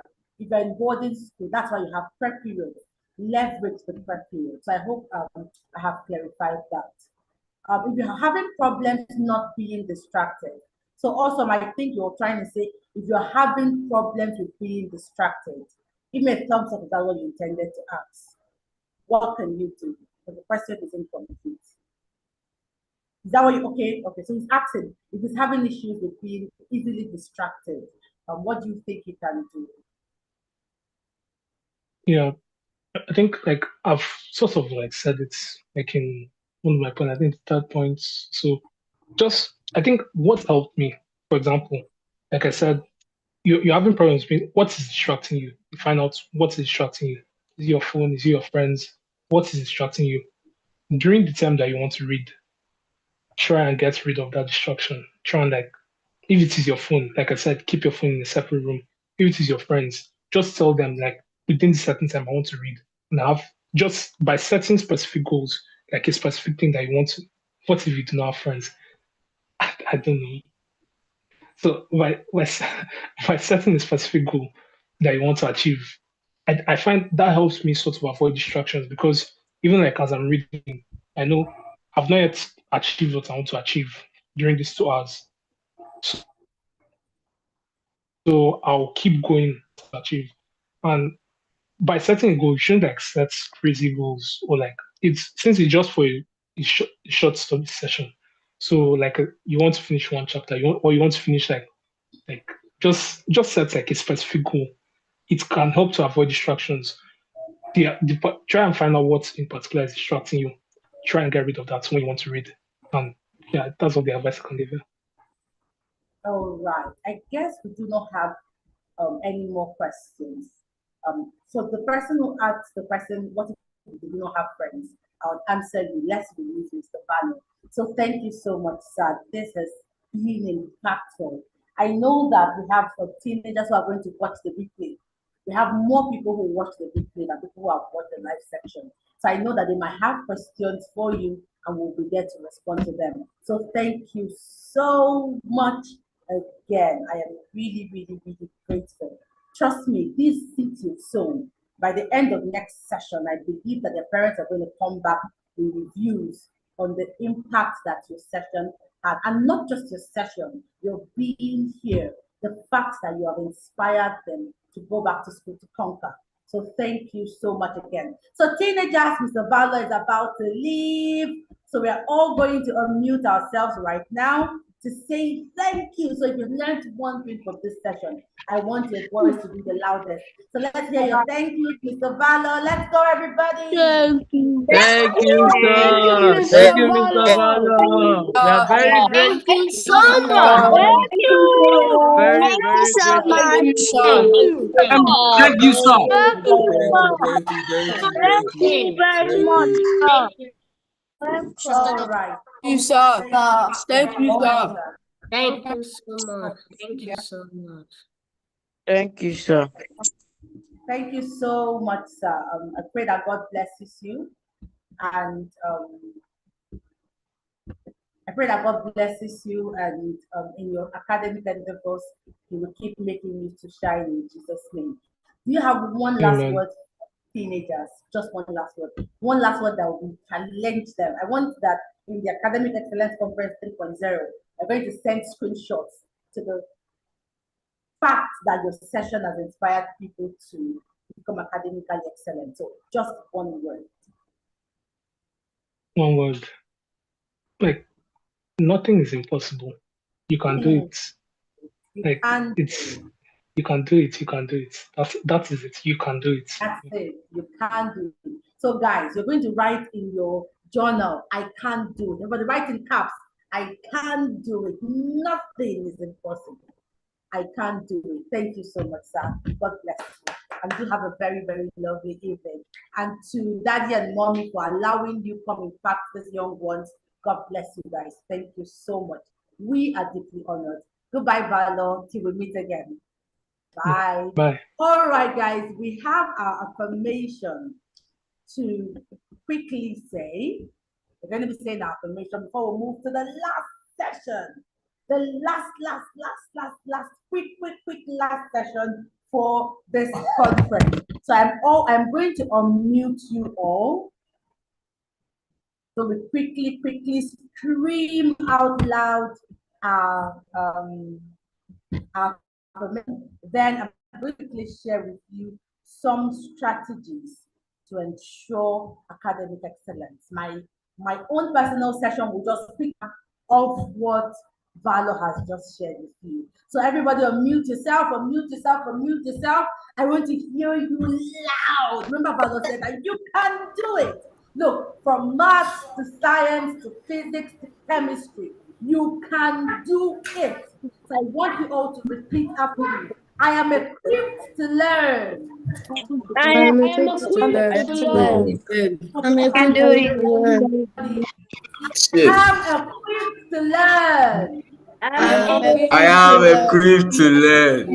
I am equipped to I'm learn. against the I am learn. I'm equipped equipped to to learn. learn. I'm I'm against the equipped. learn. I'm I against am the learn. equipped to I'm Equipped to equipped to learn. learn. learn. I'm I'm against equipped the to am learn. learn. equipped to I I lead. am am equipped I'm to equipped to equipped to learn. learn. learn. So I equipped I'm to am learn. equipped equipped to to learn. lead. I'm Against equipped the to I learn. am equipped to I am learn. equipped So to equipped to learn. learn. I am To equipped learn. to learn. learn. I I am am equipped equipped to I'm to amen. learn. equipped to I I learn. am am equipped I'm focused. to equipped to learn. learn. I'm Discipline. equipped to learn. Discipline. I'm I equipped am to I am equipped to equipped to learn. learn. I'm I equipped. am equipped to I'm equipped learn. to learn. I I am am equipped. equipped I to am learn. equipped to learn. I'm I equipped to am I learn. am equipped to equipped learn. to learn. I am I'm equipped I'm to learn. equipped equipped to to learn. learn. I am I'm equipped equipped to to learn. learn. All right. You are equipped to learn. Okay, let us quickly move to my session. In this session, we will be looking at equipped to learn. How to unlock your full academic and personal potential. So I have a first question for you all.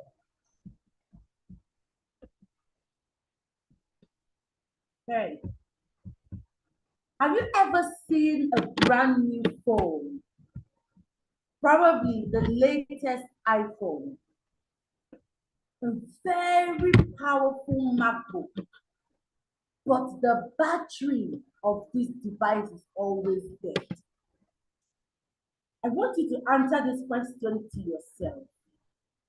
You have a device, an iPhone 17, a MacBook Pro, a 2025 MacBook, a powerful HP laptop, an amazing PlayStation.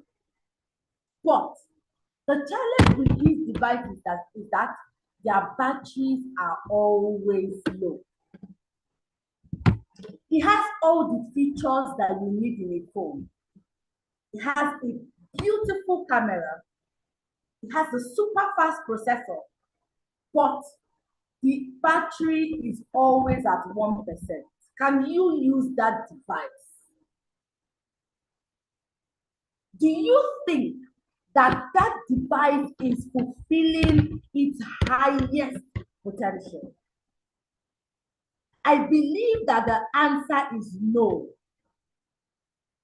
Now, if like that phone, you cannot use it, you can't explore the gaming features. You know that phones that have very good processors are very powerful for games.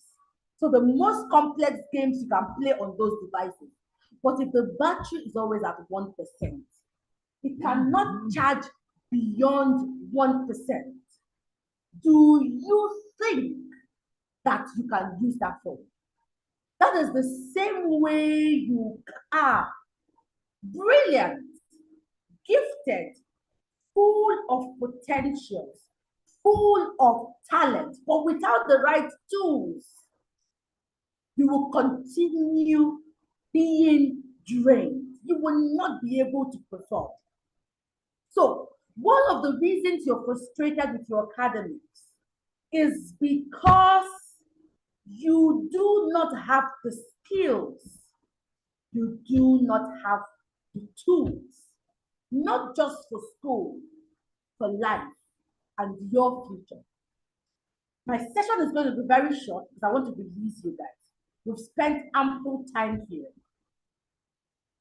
But I need you in this 10 to 20 minutes that I'll be speaking with you to give me your best attention.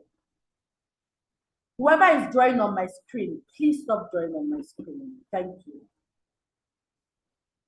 I want you to take some time to answer this question.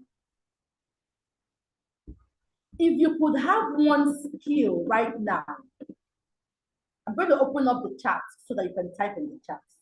If I could give you one skill right now, a superpower that would make you unstoppable in your academics, what would that skill be? Would it be a skill to learn maths?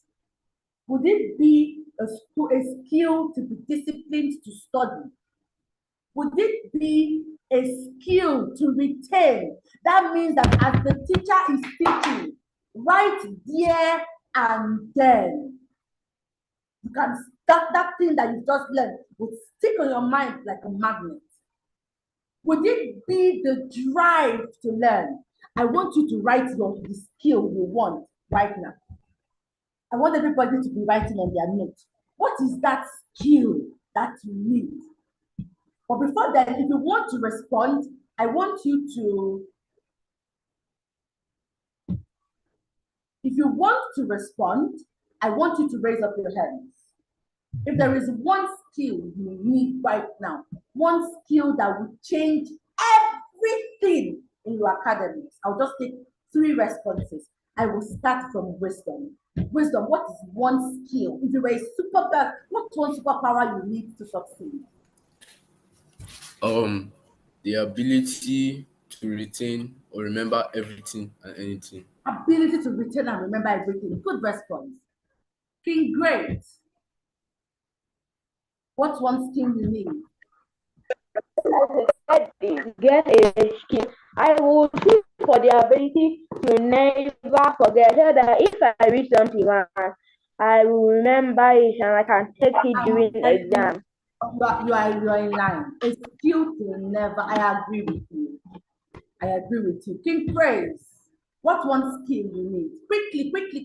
One skill I would like to have is to never fail my exams.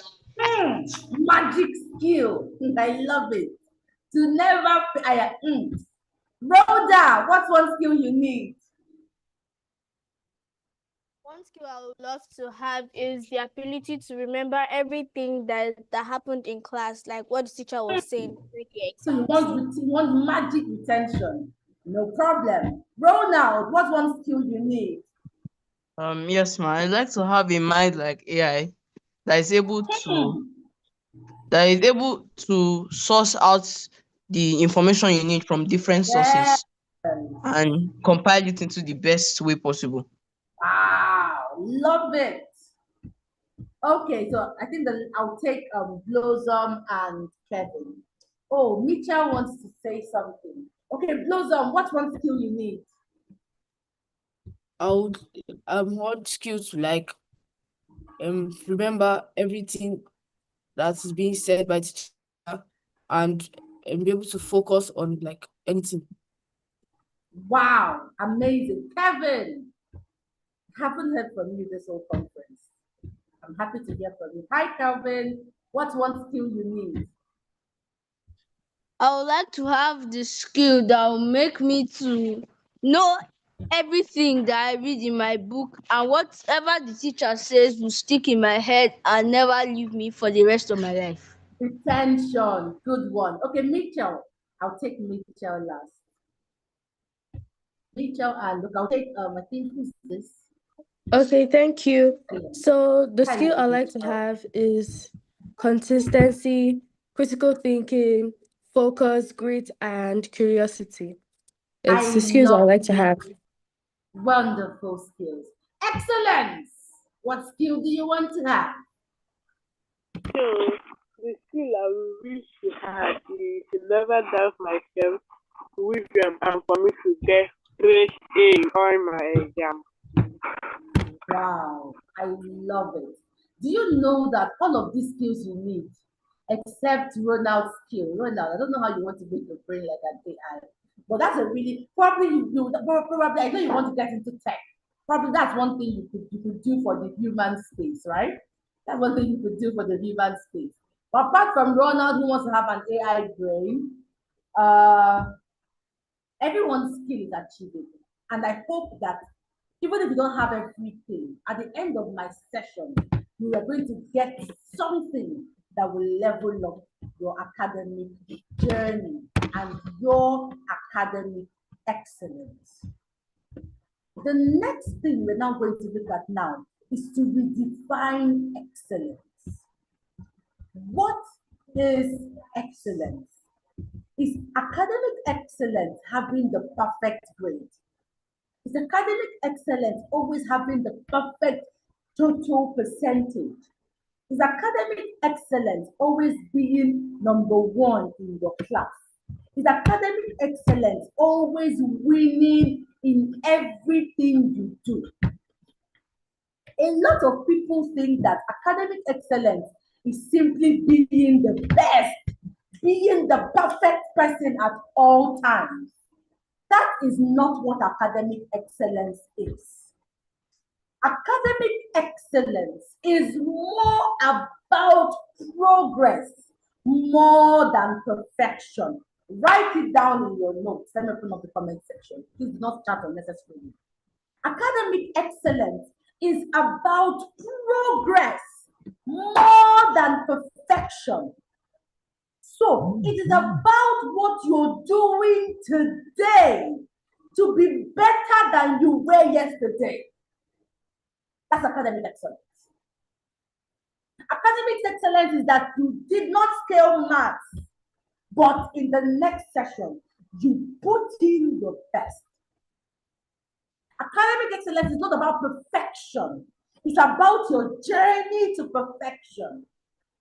It is about putting your best foot forward at all times. It is about showing up consistently. Awesome. I'm going to kick you out of this place. I will kick you out if you put up such emojis again. No, our guests are gone. It's not all of us are happy. Do not do that again. Excellence is about putting up consistently, putting up your best effort consistently, even when it is tough. Think about a footballer. It was Bano that said he liked football. And I think somebody else here said they wanted to be like Mbappe. Do you think that Mbappe became the Mbappe that you all know? I don't know football, so I don't know a lot of examples. But think about the best players in the world, whether it is golf, whether it is tennis, whether it is basketball, whether it is any sport you think about. They did not become excellent in their charts magically. They did not become the best automatically. No. They became great by practicing over and over and over and over and over again. So becoming academically excellent is your journey towards consistent practice, showing up every day, studying consistently. It is called spaced repetition over time. Allow me to tell you that there is no concept you study over and over and over and over and over and over again, you will not become a pro at. Take me at my word. As you're going back to school this term, I want you to know the difference between valor and the worst score in the year you wrote YA was that Valor went over it consistently. He showed up like real business. But the other guys, they didn't show up like real business. They were negotiating.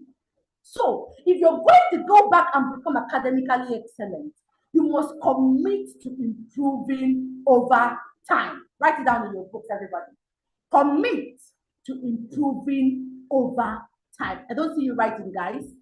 I must personalize it. My name is Precious. I must commit to improving over time. There's a quote I would like to show you. It is a quote by Aristotle. Aristotle was the world's foremost philosopher. Aristotle said that excellence is not an act. Hey, guys. Excellence is not an act. Excellence is a habit. Excellence is not an act. So academic excellence is not an act. It is not something you go to act inside the exam hall. Academic excellence is a habit of perpetual and consistent work. What you do every single day, your daily habits. Can I still be heard? Can I?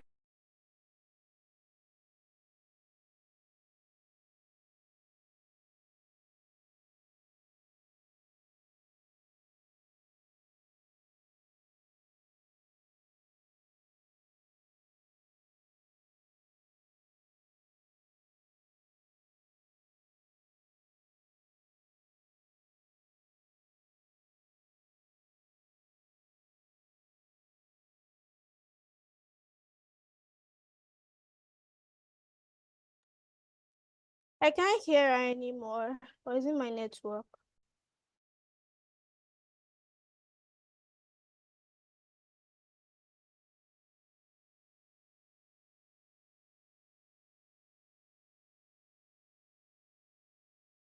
I am the host.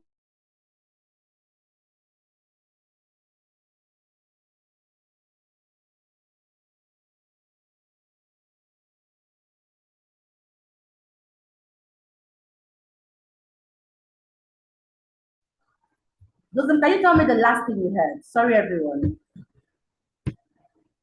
What was the last thing you heard? Blossom, what was the last thing you heard? Last thing I heard was the quote you said that Sorry? last thing I heard was the quote you said that excellence is not an act but a habit by Oh, thank Aristotle. Okay, thank you. So it is what you do over and over again. So let us quickly look at 3 academic mastery skills that everyone here needs as we move into the midterm. 3 academic mastery skills. Skill number 1, you must study smart, not hard. Write it down, everybody.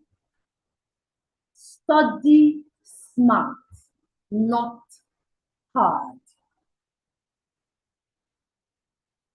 If you've ever sat down for a long time, reading, and at the end of the day, you didn't remember anything, that's studying hard, not smart.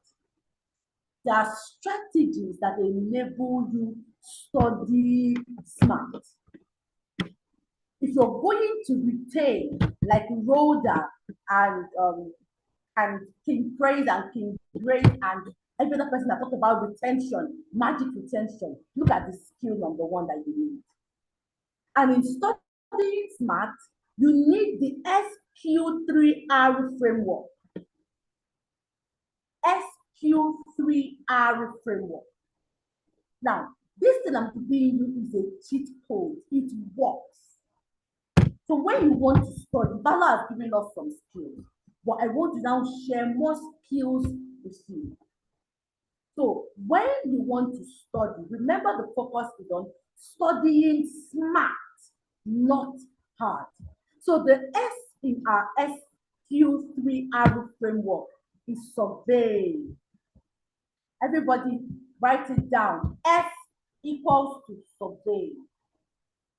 Like a surveyor does to a building, to a land where they want to erect a building on it, you must survey.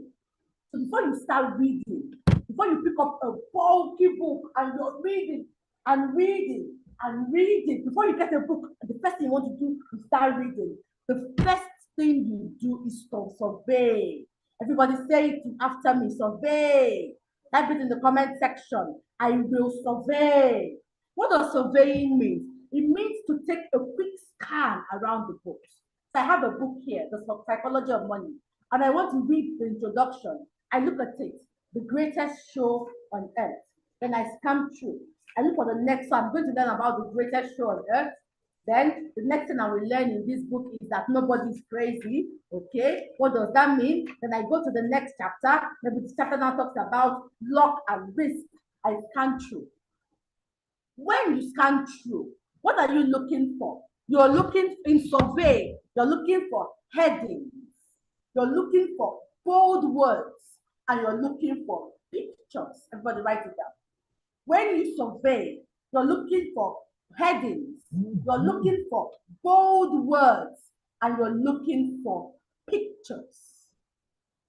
What you do in the survey part of SQRE3 is that you give your brain a mental map, a mental picture, a mental blueprint of what you are about to study.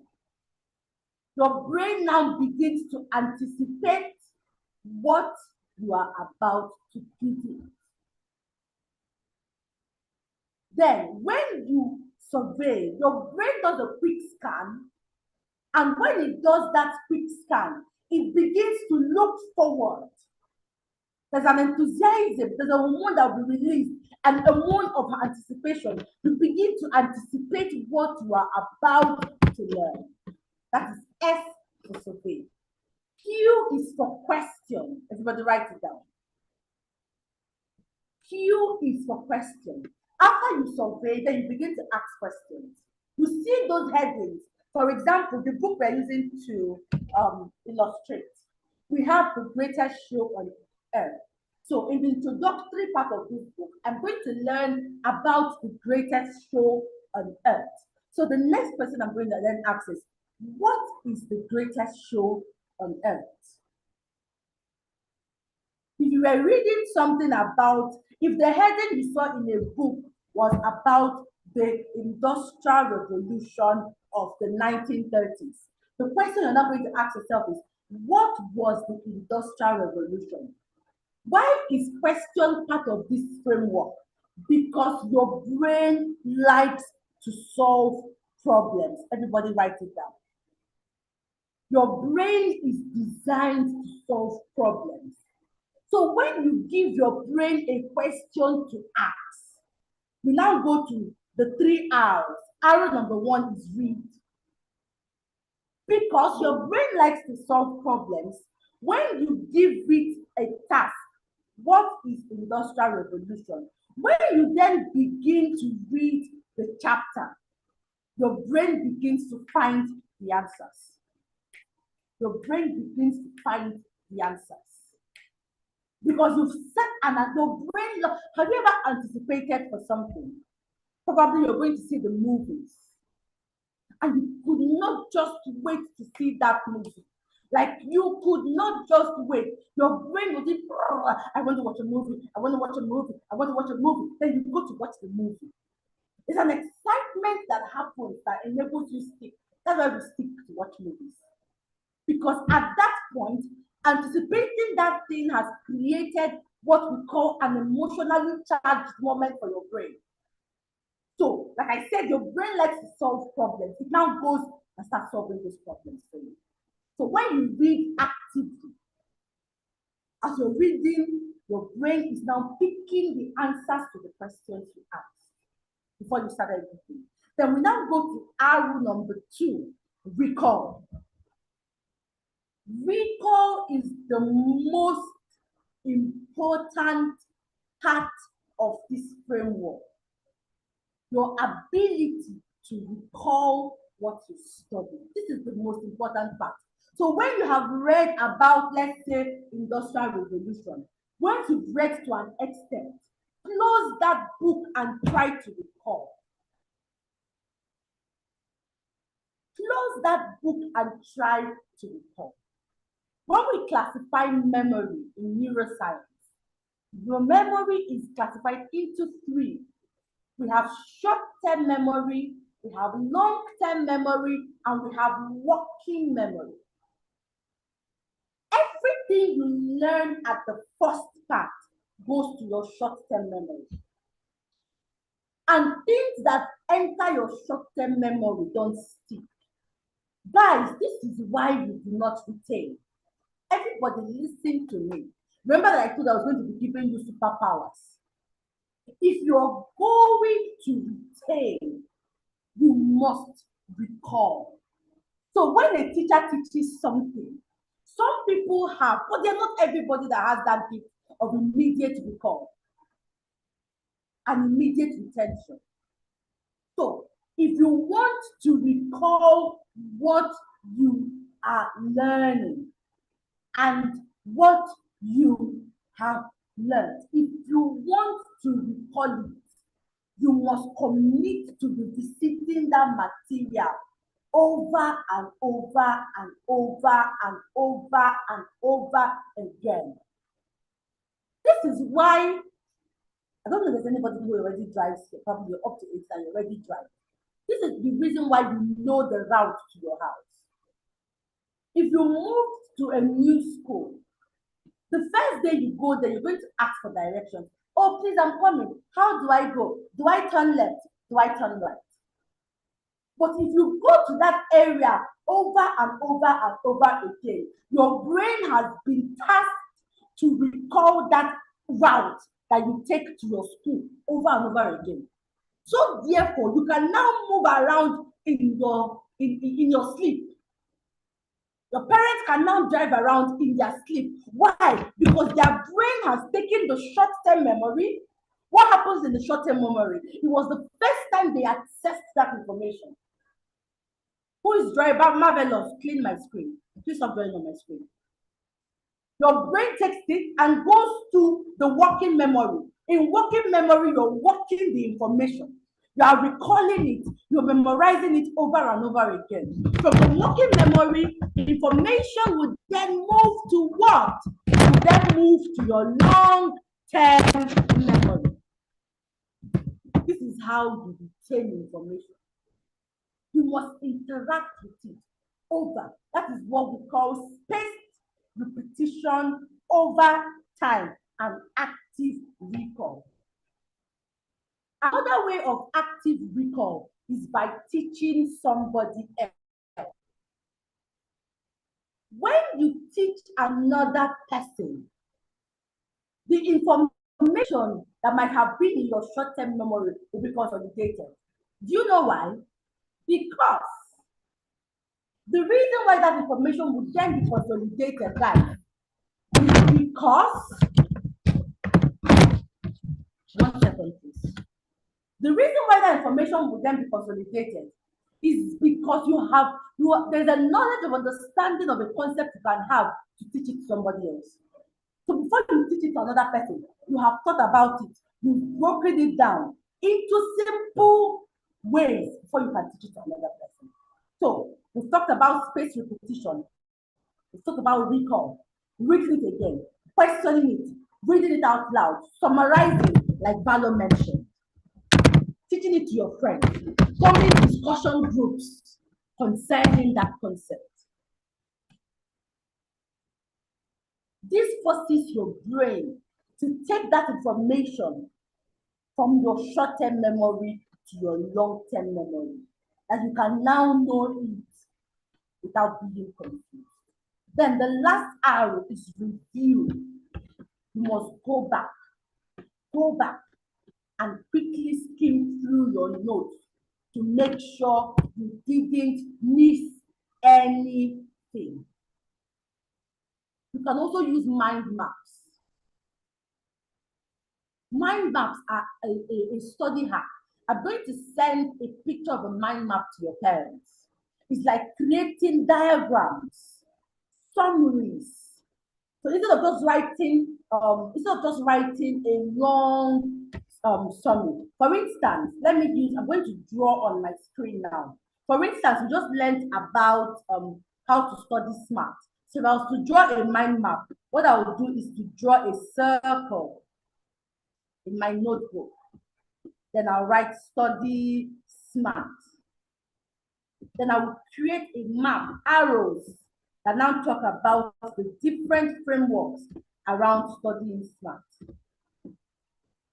So this is a very simple example, but I'll send other complex mind maps. So for study SMART, I have S number 1 is survey. I write the survey.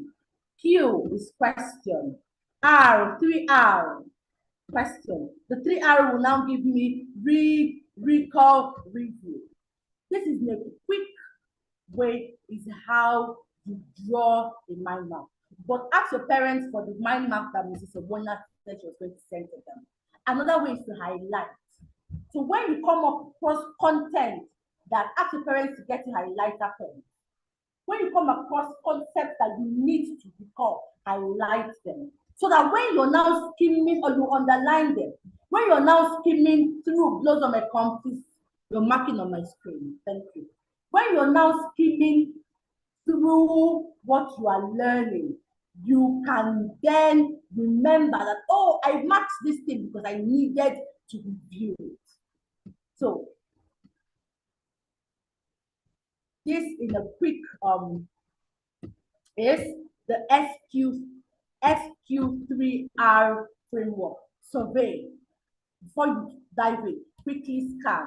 Look out for headings, bold words, and pictures. Then we have questions. Turn the headings, the subheadings into questions.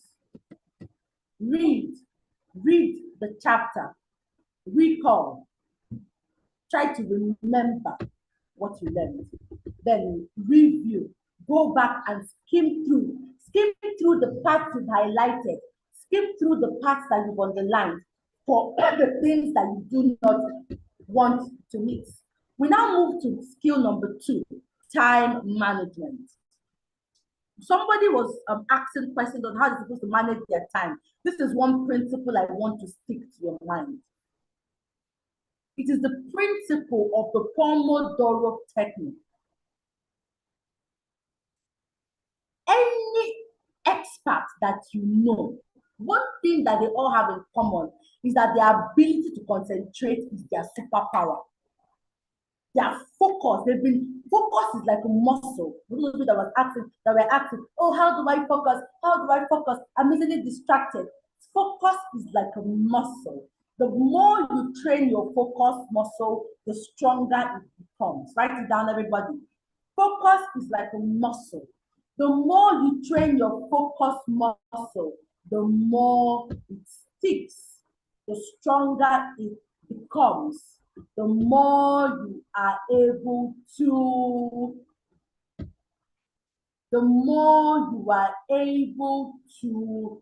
focus.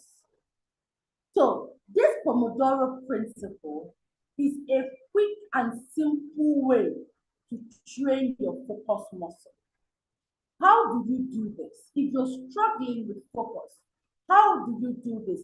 Number 1, get a timer and set it for just 25 minutes.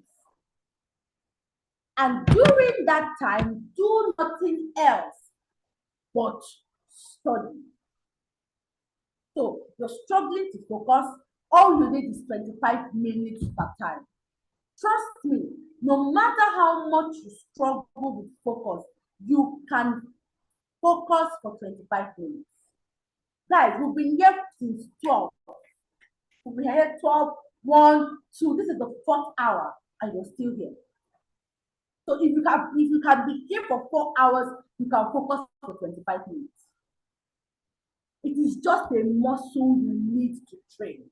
So at that time, no play, no social media, no gaming, no gisting. After that 25 minutes is up, you have 5 minutes to relax and stretch and do something you like. So after the first 25 minutes that you can do, another thing you do there is that you trick your brain.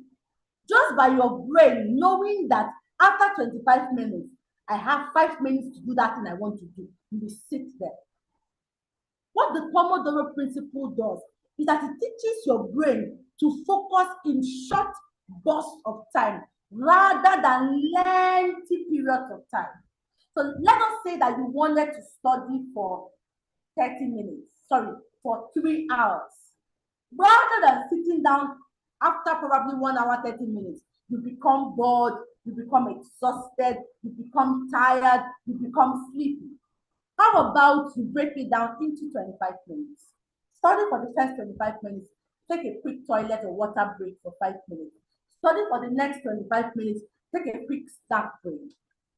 Study for the next 25 minutes, take a quick gist break. Study for the next 25 minutes, Then you take a quick, you stretch, you move around. At that point, you are able to sustain focus better than staying for a long time. If you treat your brain to stay for a long time, what will happen is that it will turn that task into an overwhelming task. But when you break it down into chunks, it is called chunking. When you break that task into chunks, it gives you time to study and also have fun. Who doesn't like to have fun while studying? But who likes to have fun while studying? Let me see your hands up. Here is the trick. This is the balance. You study and you have fun. So that part of the brain that just wants to play, you're enticing it. And the other part of your brain that just wants to relax, you're enticing it as well. So this is how you manage time. So if you're here, you ask questions about focus. There's so much I can share with you, but I just want to share simple things you can do over time. Simple things you can do as you move around. The last thing I would now like to look at is now mindset and resilience. I really want to believe you. We've been here for a while. I've all done a good job. Mindset and resilience. One phrase I want you to banish from your vocabulary forever in your life is, oh, I'm not good at it. Oh, I'm not good at maths. Oh, I cannot remember. I want you to forever banish the wordings I cannot. Make sure it has no place, it has no space in your vocabulary. Rather, replace it with, I am not good at this, but I can work towards it.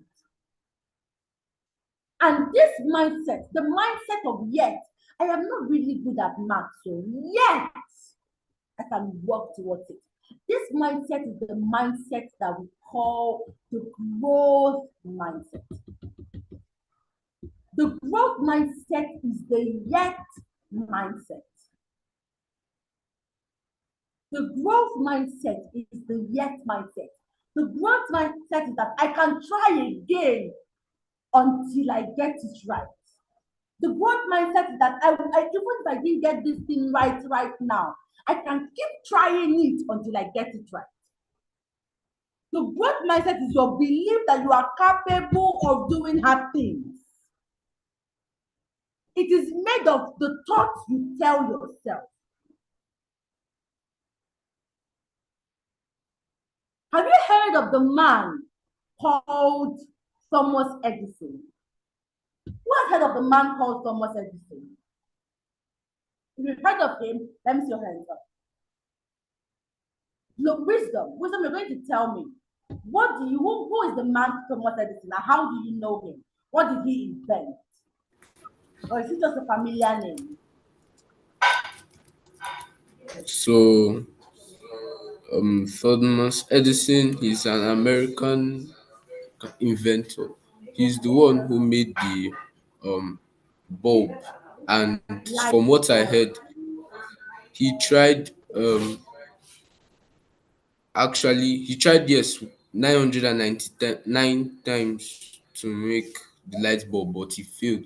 But on the 1000th time, he succeeded. So he's not only known for the light bulb, but for his resilience and consistency, and never giving up. I love it. Thank you, wisdom. Thomas Edison was known, like wisdom has essentially mentioned what I wanted to say, that he was known for failing so many times.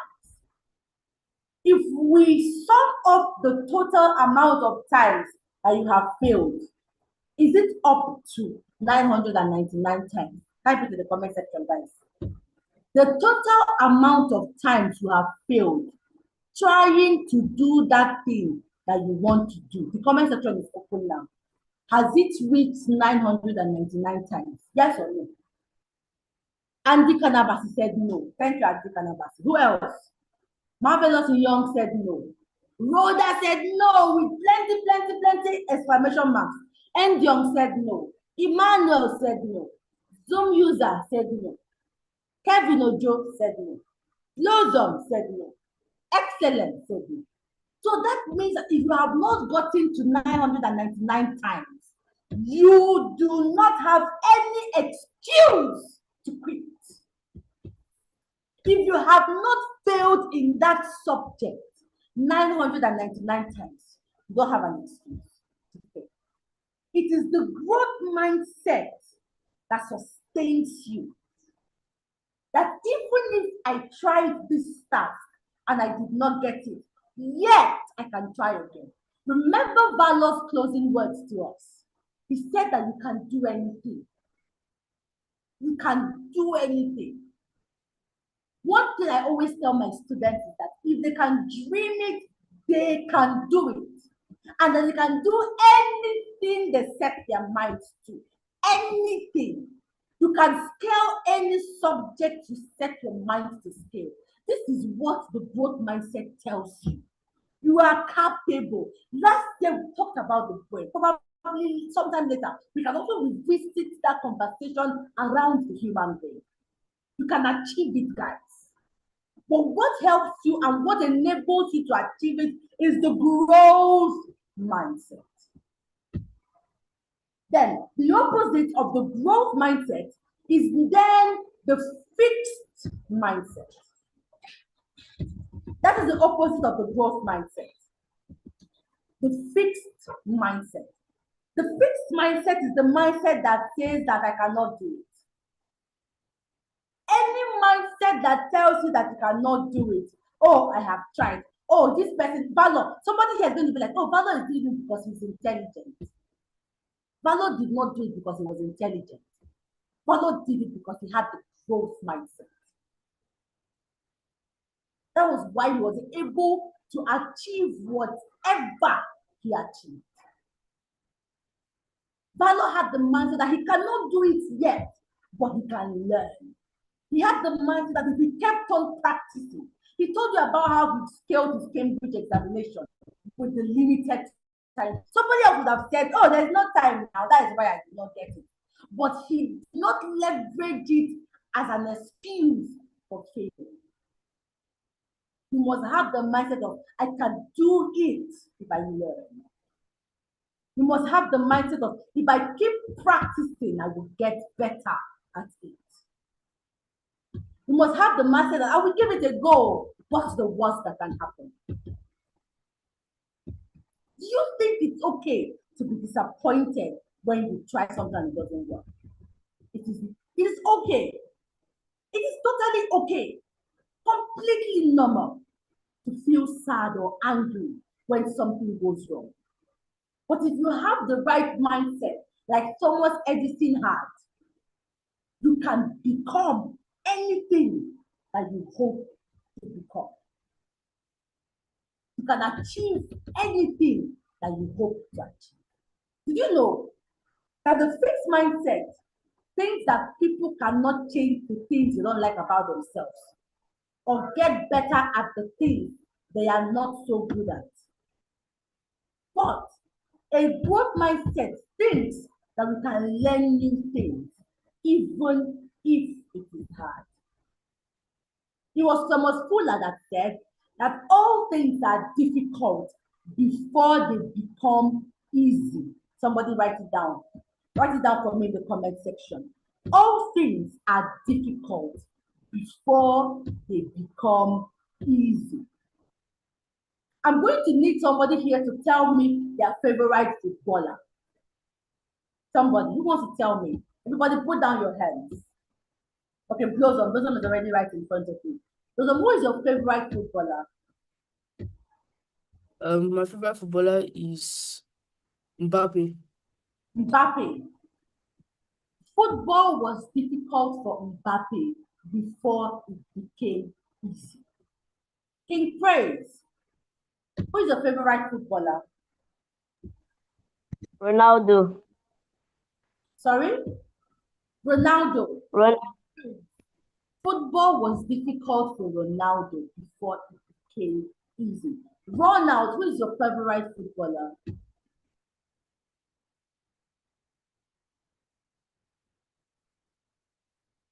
Unmute yourself.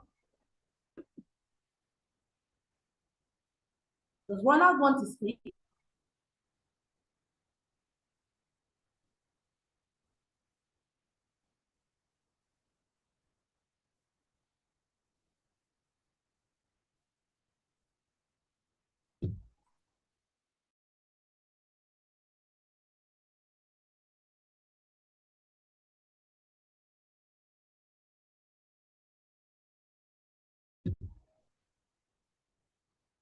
Okay, I'm back. Did Ronald speak? Ronald, did you speak? Please unmute yourself. Who's your favorite footballer? Ronald is no longer here. Precious, you want to say something? Do you have a favorite footballer? Precious, you can unmute yourself. Okay, someone said Cristiano Ronaldo. Lincoln, okay? Is Abraham Lincoln a footballer or is your favorite president? I know he was the president of the two. Ronald, please clarify. Okay, we have somebody, I saw a name here. All things become difficult before they become easy.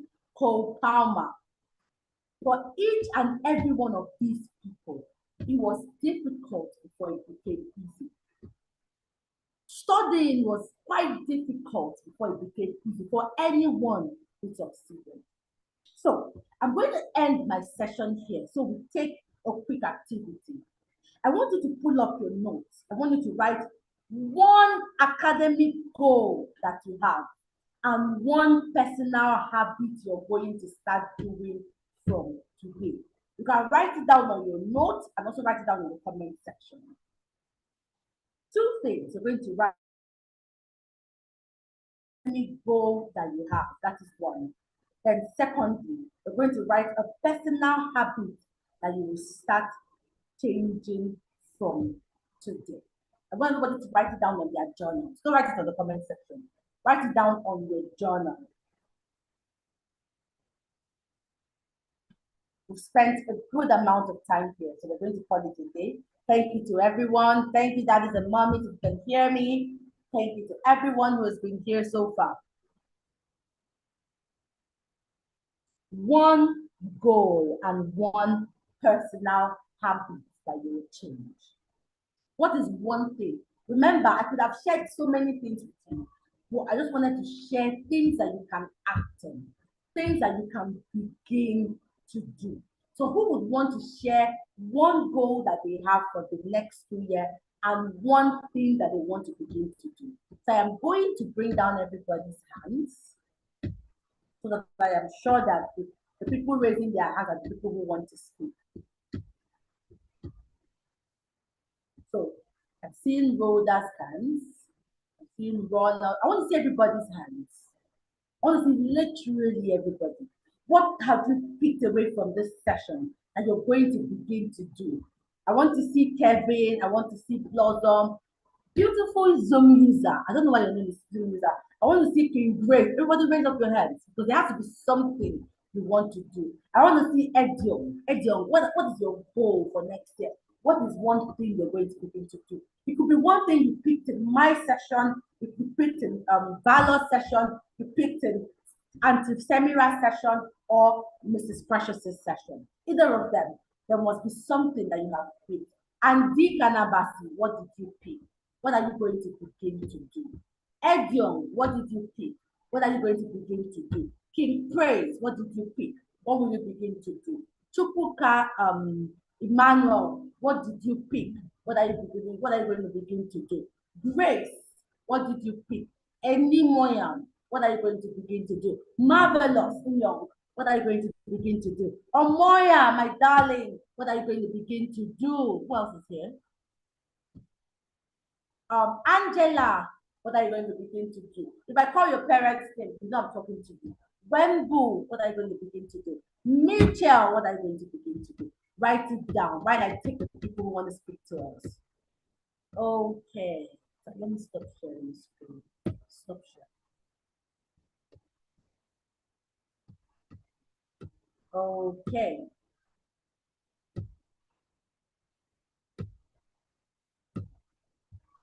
Okay.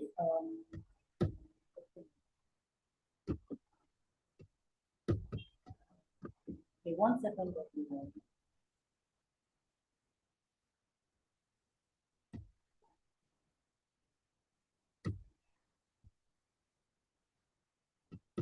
Okay, we're going to start with Blossom. So I'm going to unmute you. Blossom, what are you going to begin to do? Okay. So thank you, Ma, for this wonderful class. So the thing that I have learned that I'm going to start doing is the Pomodoro technique. Like it's you said that you will study for 25 minutes, have a break, short break of 5 minutes, do whatever I want. And the way I see it, it could really help me like focus, because when sometimes if I study for like a longer time, I would like get too bored. But like this method now is like easier, and it like helps me to achieve my goals without getting a distraction, and also having a break so that I don't overload myself. Awesome. I love that response. Awesome. Thank you, Blossom. Okay. Rhoda. Rhoda, are you ready? Rhoda, I'm going to add you to spotlight now. Unmute.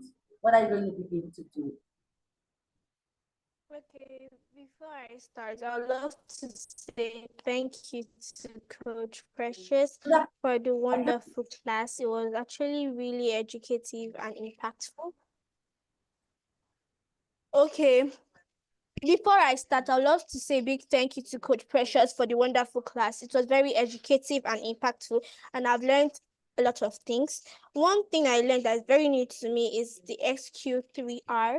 I actually knew it, but like I didn't know how to really do it. But when you told us the meaning and how to do it, about the surveying question, read, recall, and review, you told us what to look out for. Because when I heard about surveying, I didn't really get how to use it. But you explained everything to us in an easier method, and it made me understand it very well. One thing I would love to do and I want to do in this new session is to you call the chunking. I still like I break my reading down in order not to get bored easily, so that okay, I will know what I'm doing and I finish it properly. And one personal habit I would love to change is to keep my room clean, and also I would love to be the first in my class, and that is my academic goal for this new session. Thank you.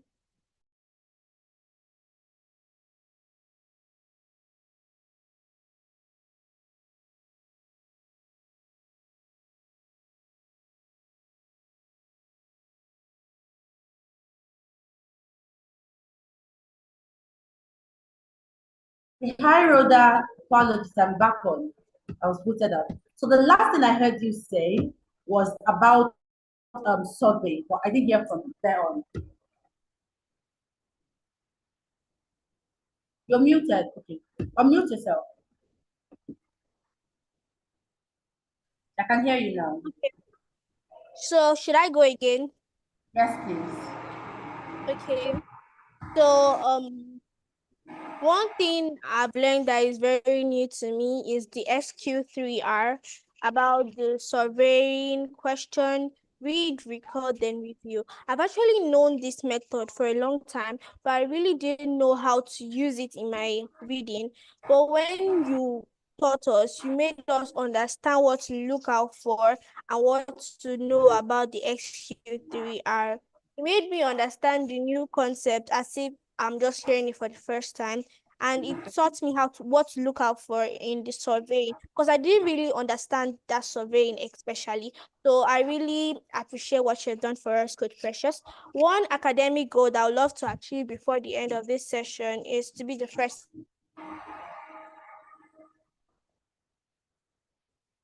Okay, Rhoda, think thank this you so much.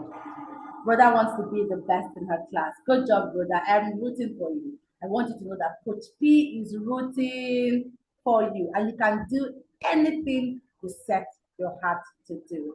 Bye, Rhoda. Okay, so let me have Chukwuka Emmanuel. If you can turn on your video, I would really love it. So over to you, Chukwuka Emmanuel, please. Hey, hi. Can Hello. you hear me? I can't hear you. I've learned a lot from this video, and one of the things I learned is never say never. Yes. Is that what really amazed me is about when someone gave the example of the person that tried to create a light bulb 999 times. That's very amazing.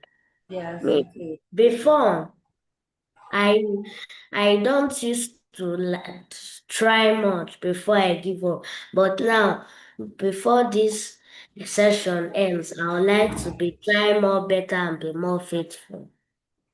Okay, and be more committed, like Pastor Mamus taught us yesterday. I am rooting for you, Chukwuka. I want you to know that Coach P is rooting for you. Thank you for sharing with us. King Praise, are you ready? Okay, you can unmute yourself now. What is your goal and what will you begin to do? Thank you, Ma, for the amazing speech done from all the speakers. And see how lovely the class has been, and I really enjoyed it. What I learned, what you stood out for me was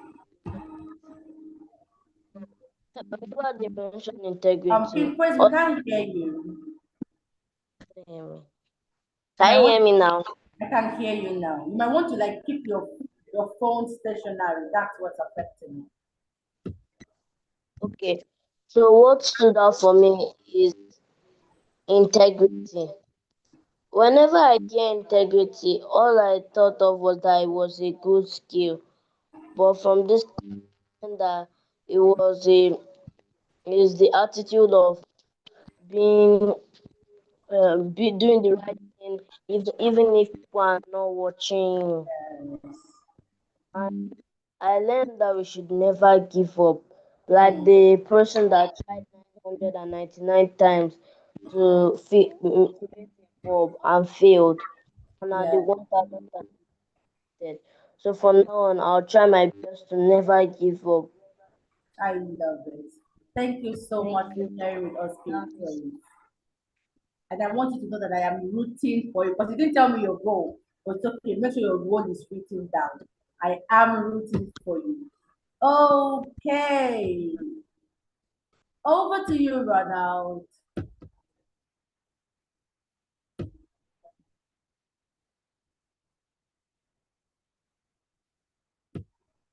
Okay, you can now unmute. Good afternoon, ma'am. Good afternoon, Ronald.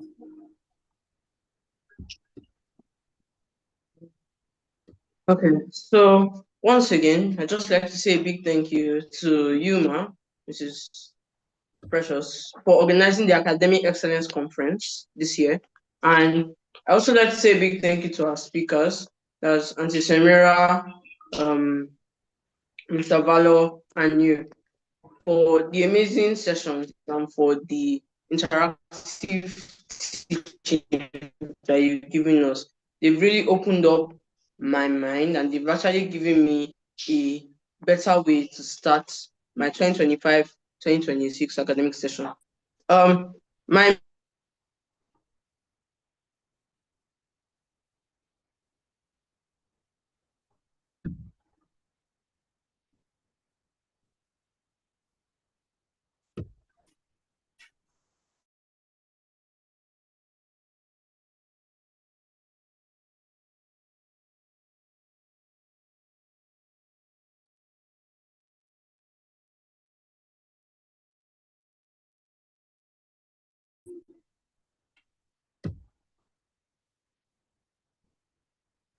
Okay, Ronald, please, I'll bring you back. It's about to rain here, so the weather is unstable. Okay, please unmute yourself, Ronald.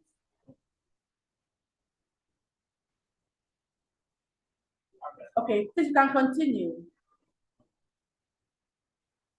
Wow.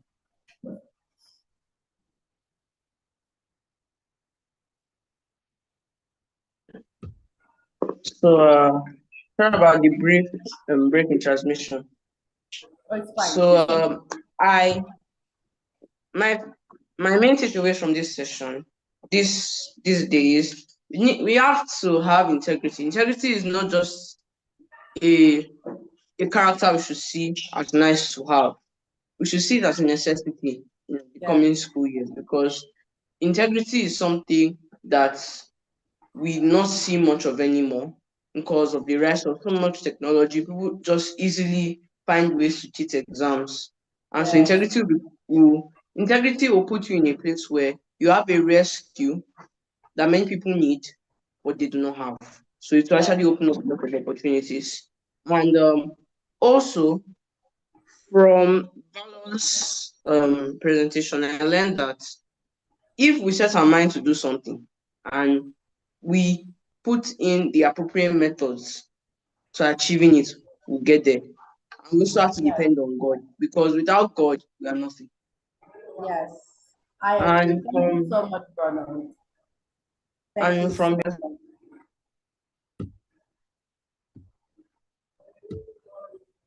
Okay, do you still have something to contribute? Yes, ma'am. And from your session, I learned that when we study, we don't just read our books and say, okay, we are done. We need to take an organized method. We need to have a framework that we use to study so we can retain as much information as possible.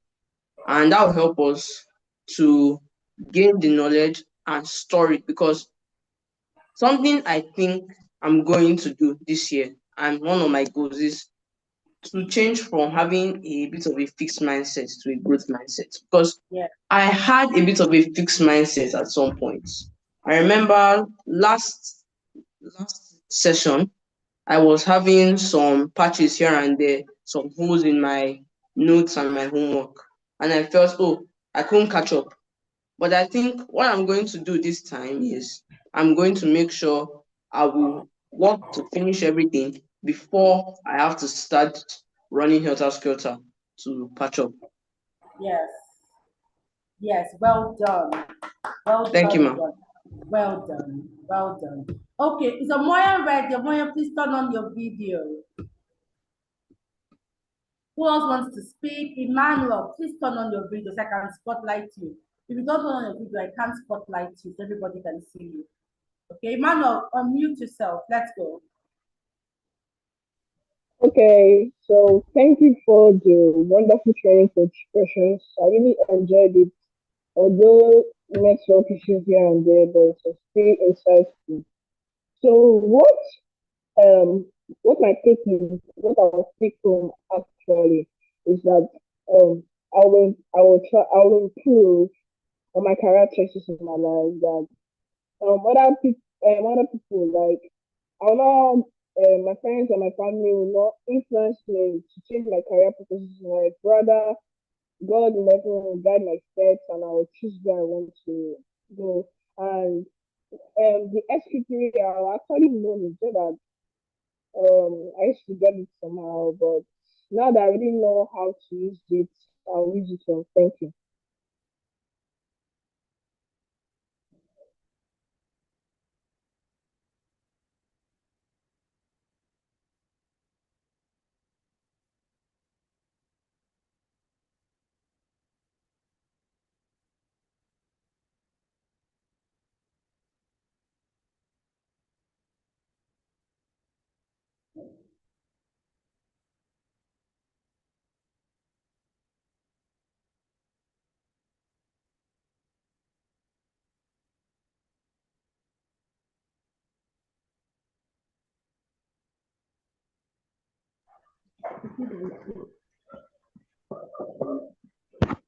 So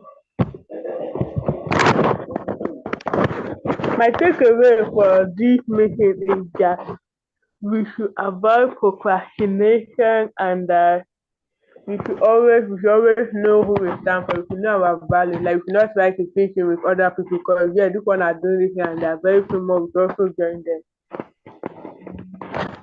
Thank you.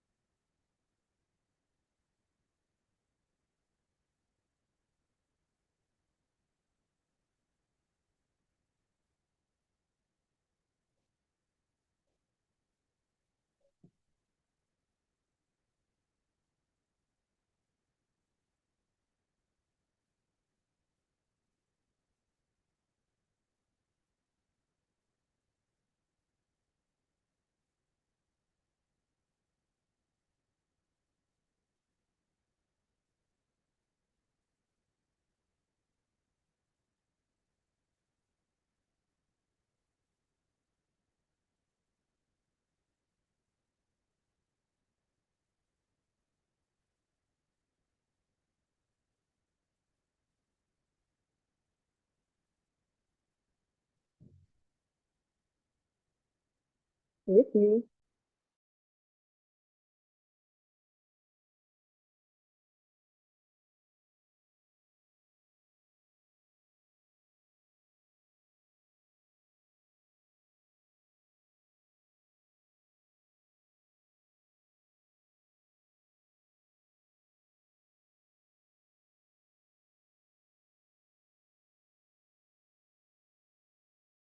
I was saying, please make it a habit to always contribute.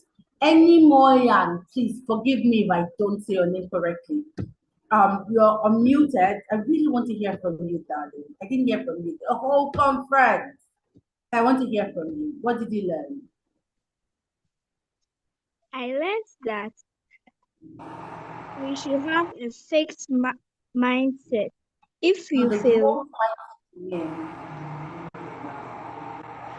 if I mean, if you should have a growth mindset. If you fail and you try, put this in your mind that when you try and try again, you can accomplish what you want to do. And I also Agree. learned that you should study smart, not hard. Yes, study smart, not hard. And my goals for the next academic year is to be focused and become first in my class. Thank you. Okay, thank you, my dad. You see, I love how you spoke out. So who else wants to take the challenge to speak in front of everybody? Who else wants to take the challenge? Wisdom, do you have something to share? Give me a thumbs up. Okay. Wisdom will be added to the spotlight.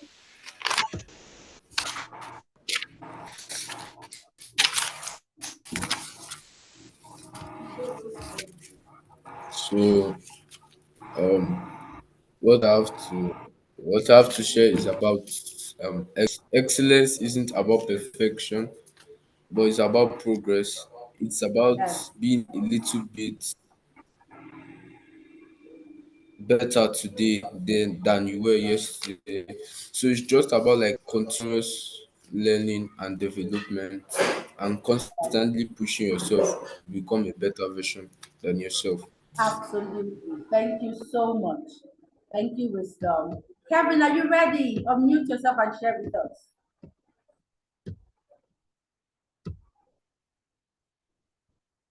Kevin. So I learned that a fixed mindset isn't good for proper progression, and Yes. without a growth mindset, we won't be able to excel in what you're Yes, doing. I agree. So that's what I've learned. I agree. Thank you so much for sharing. Thank you, Kevin. Any other person?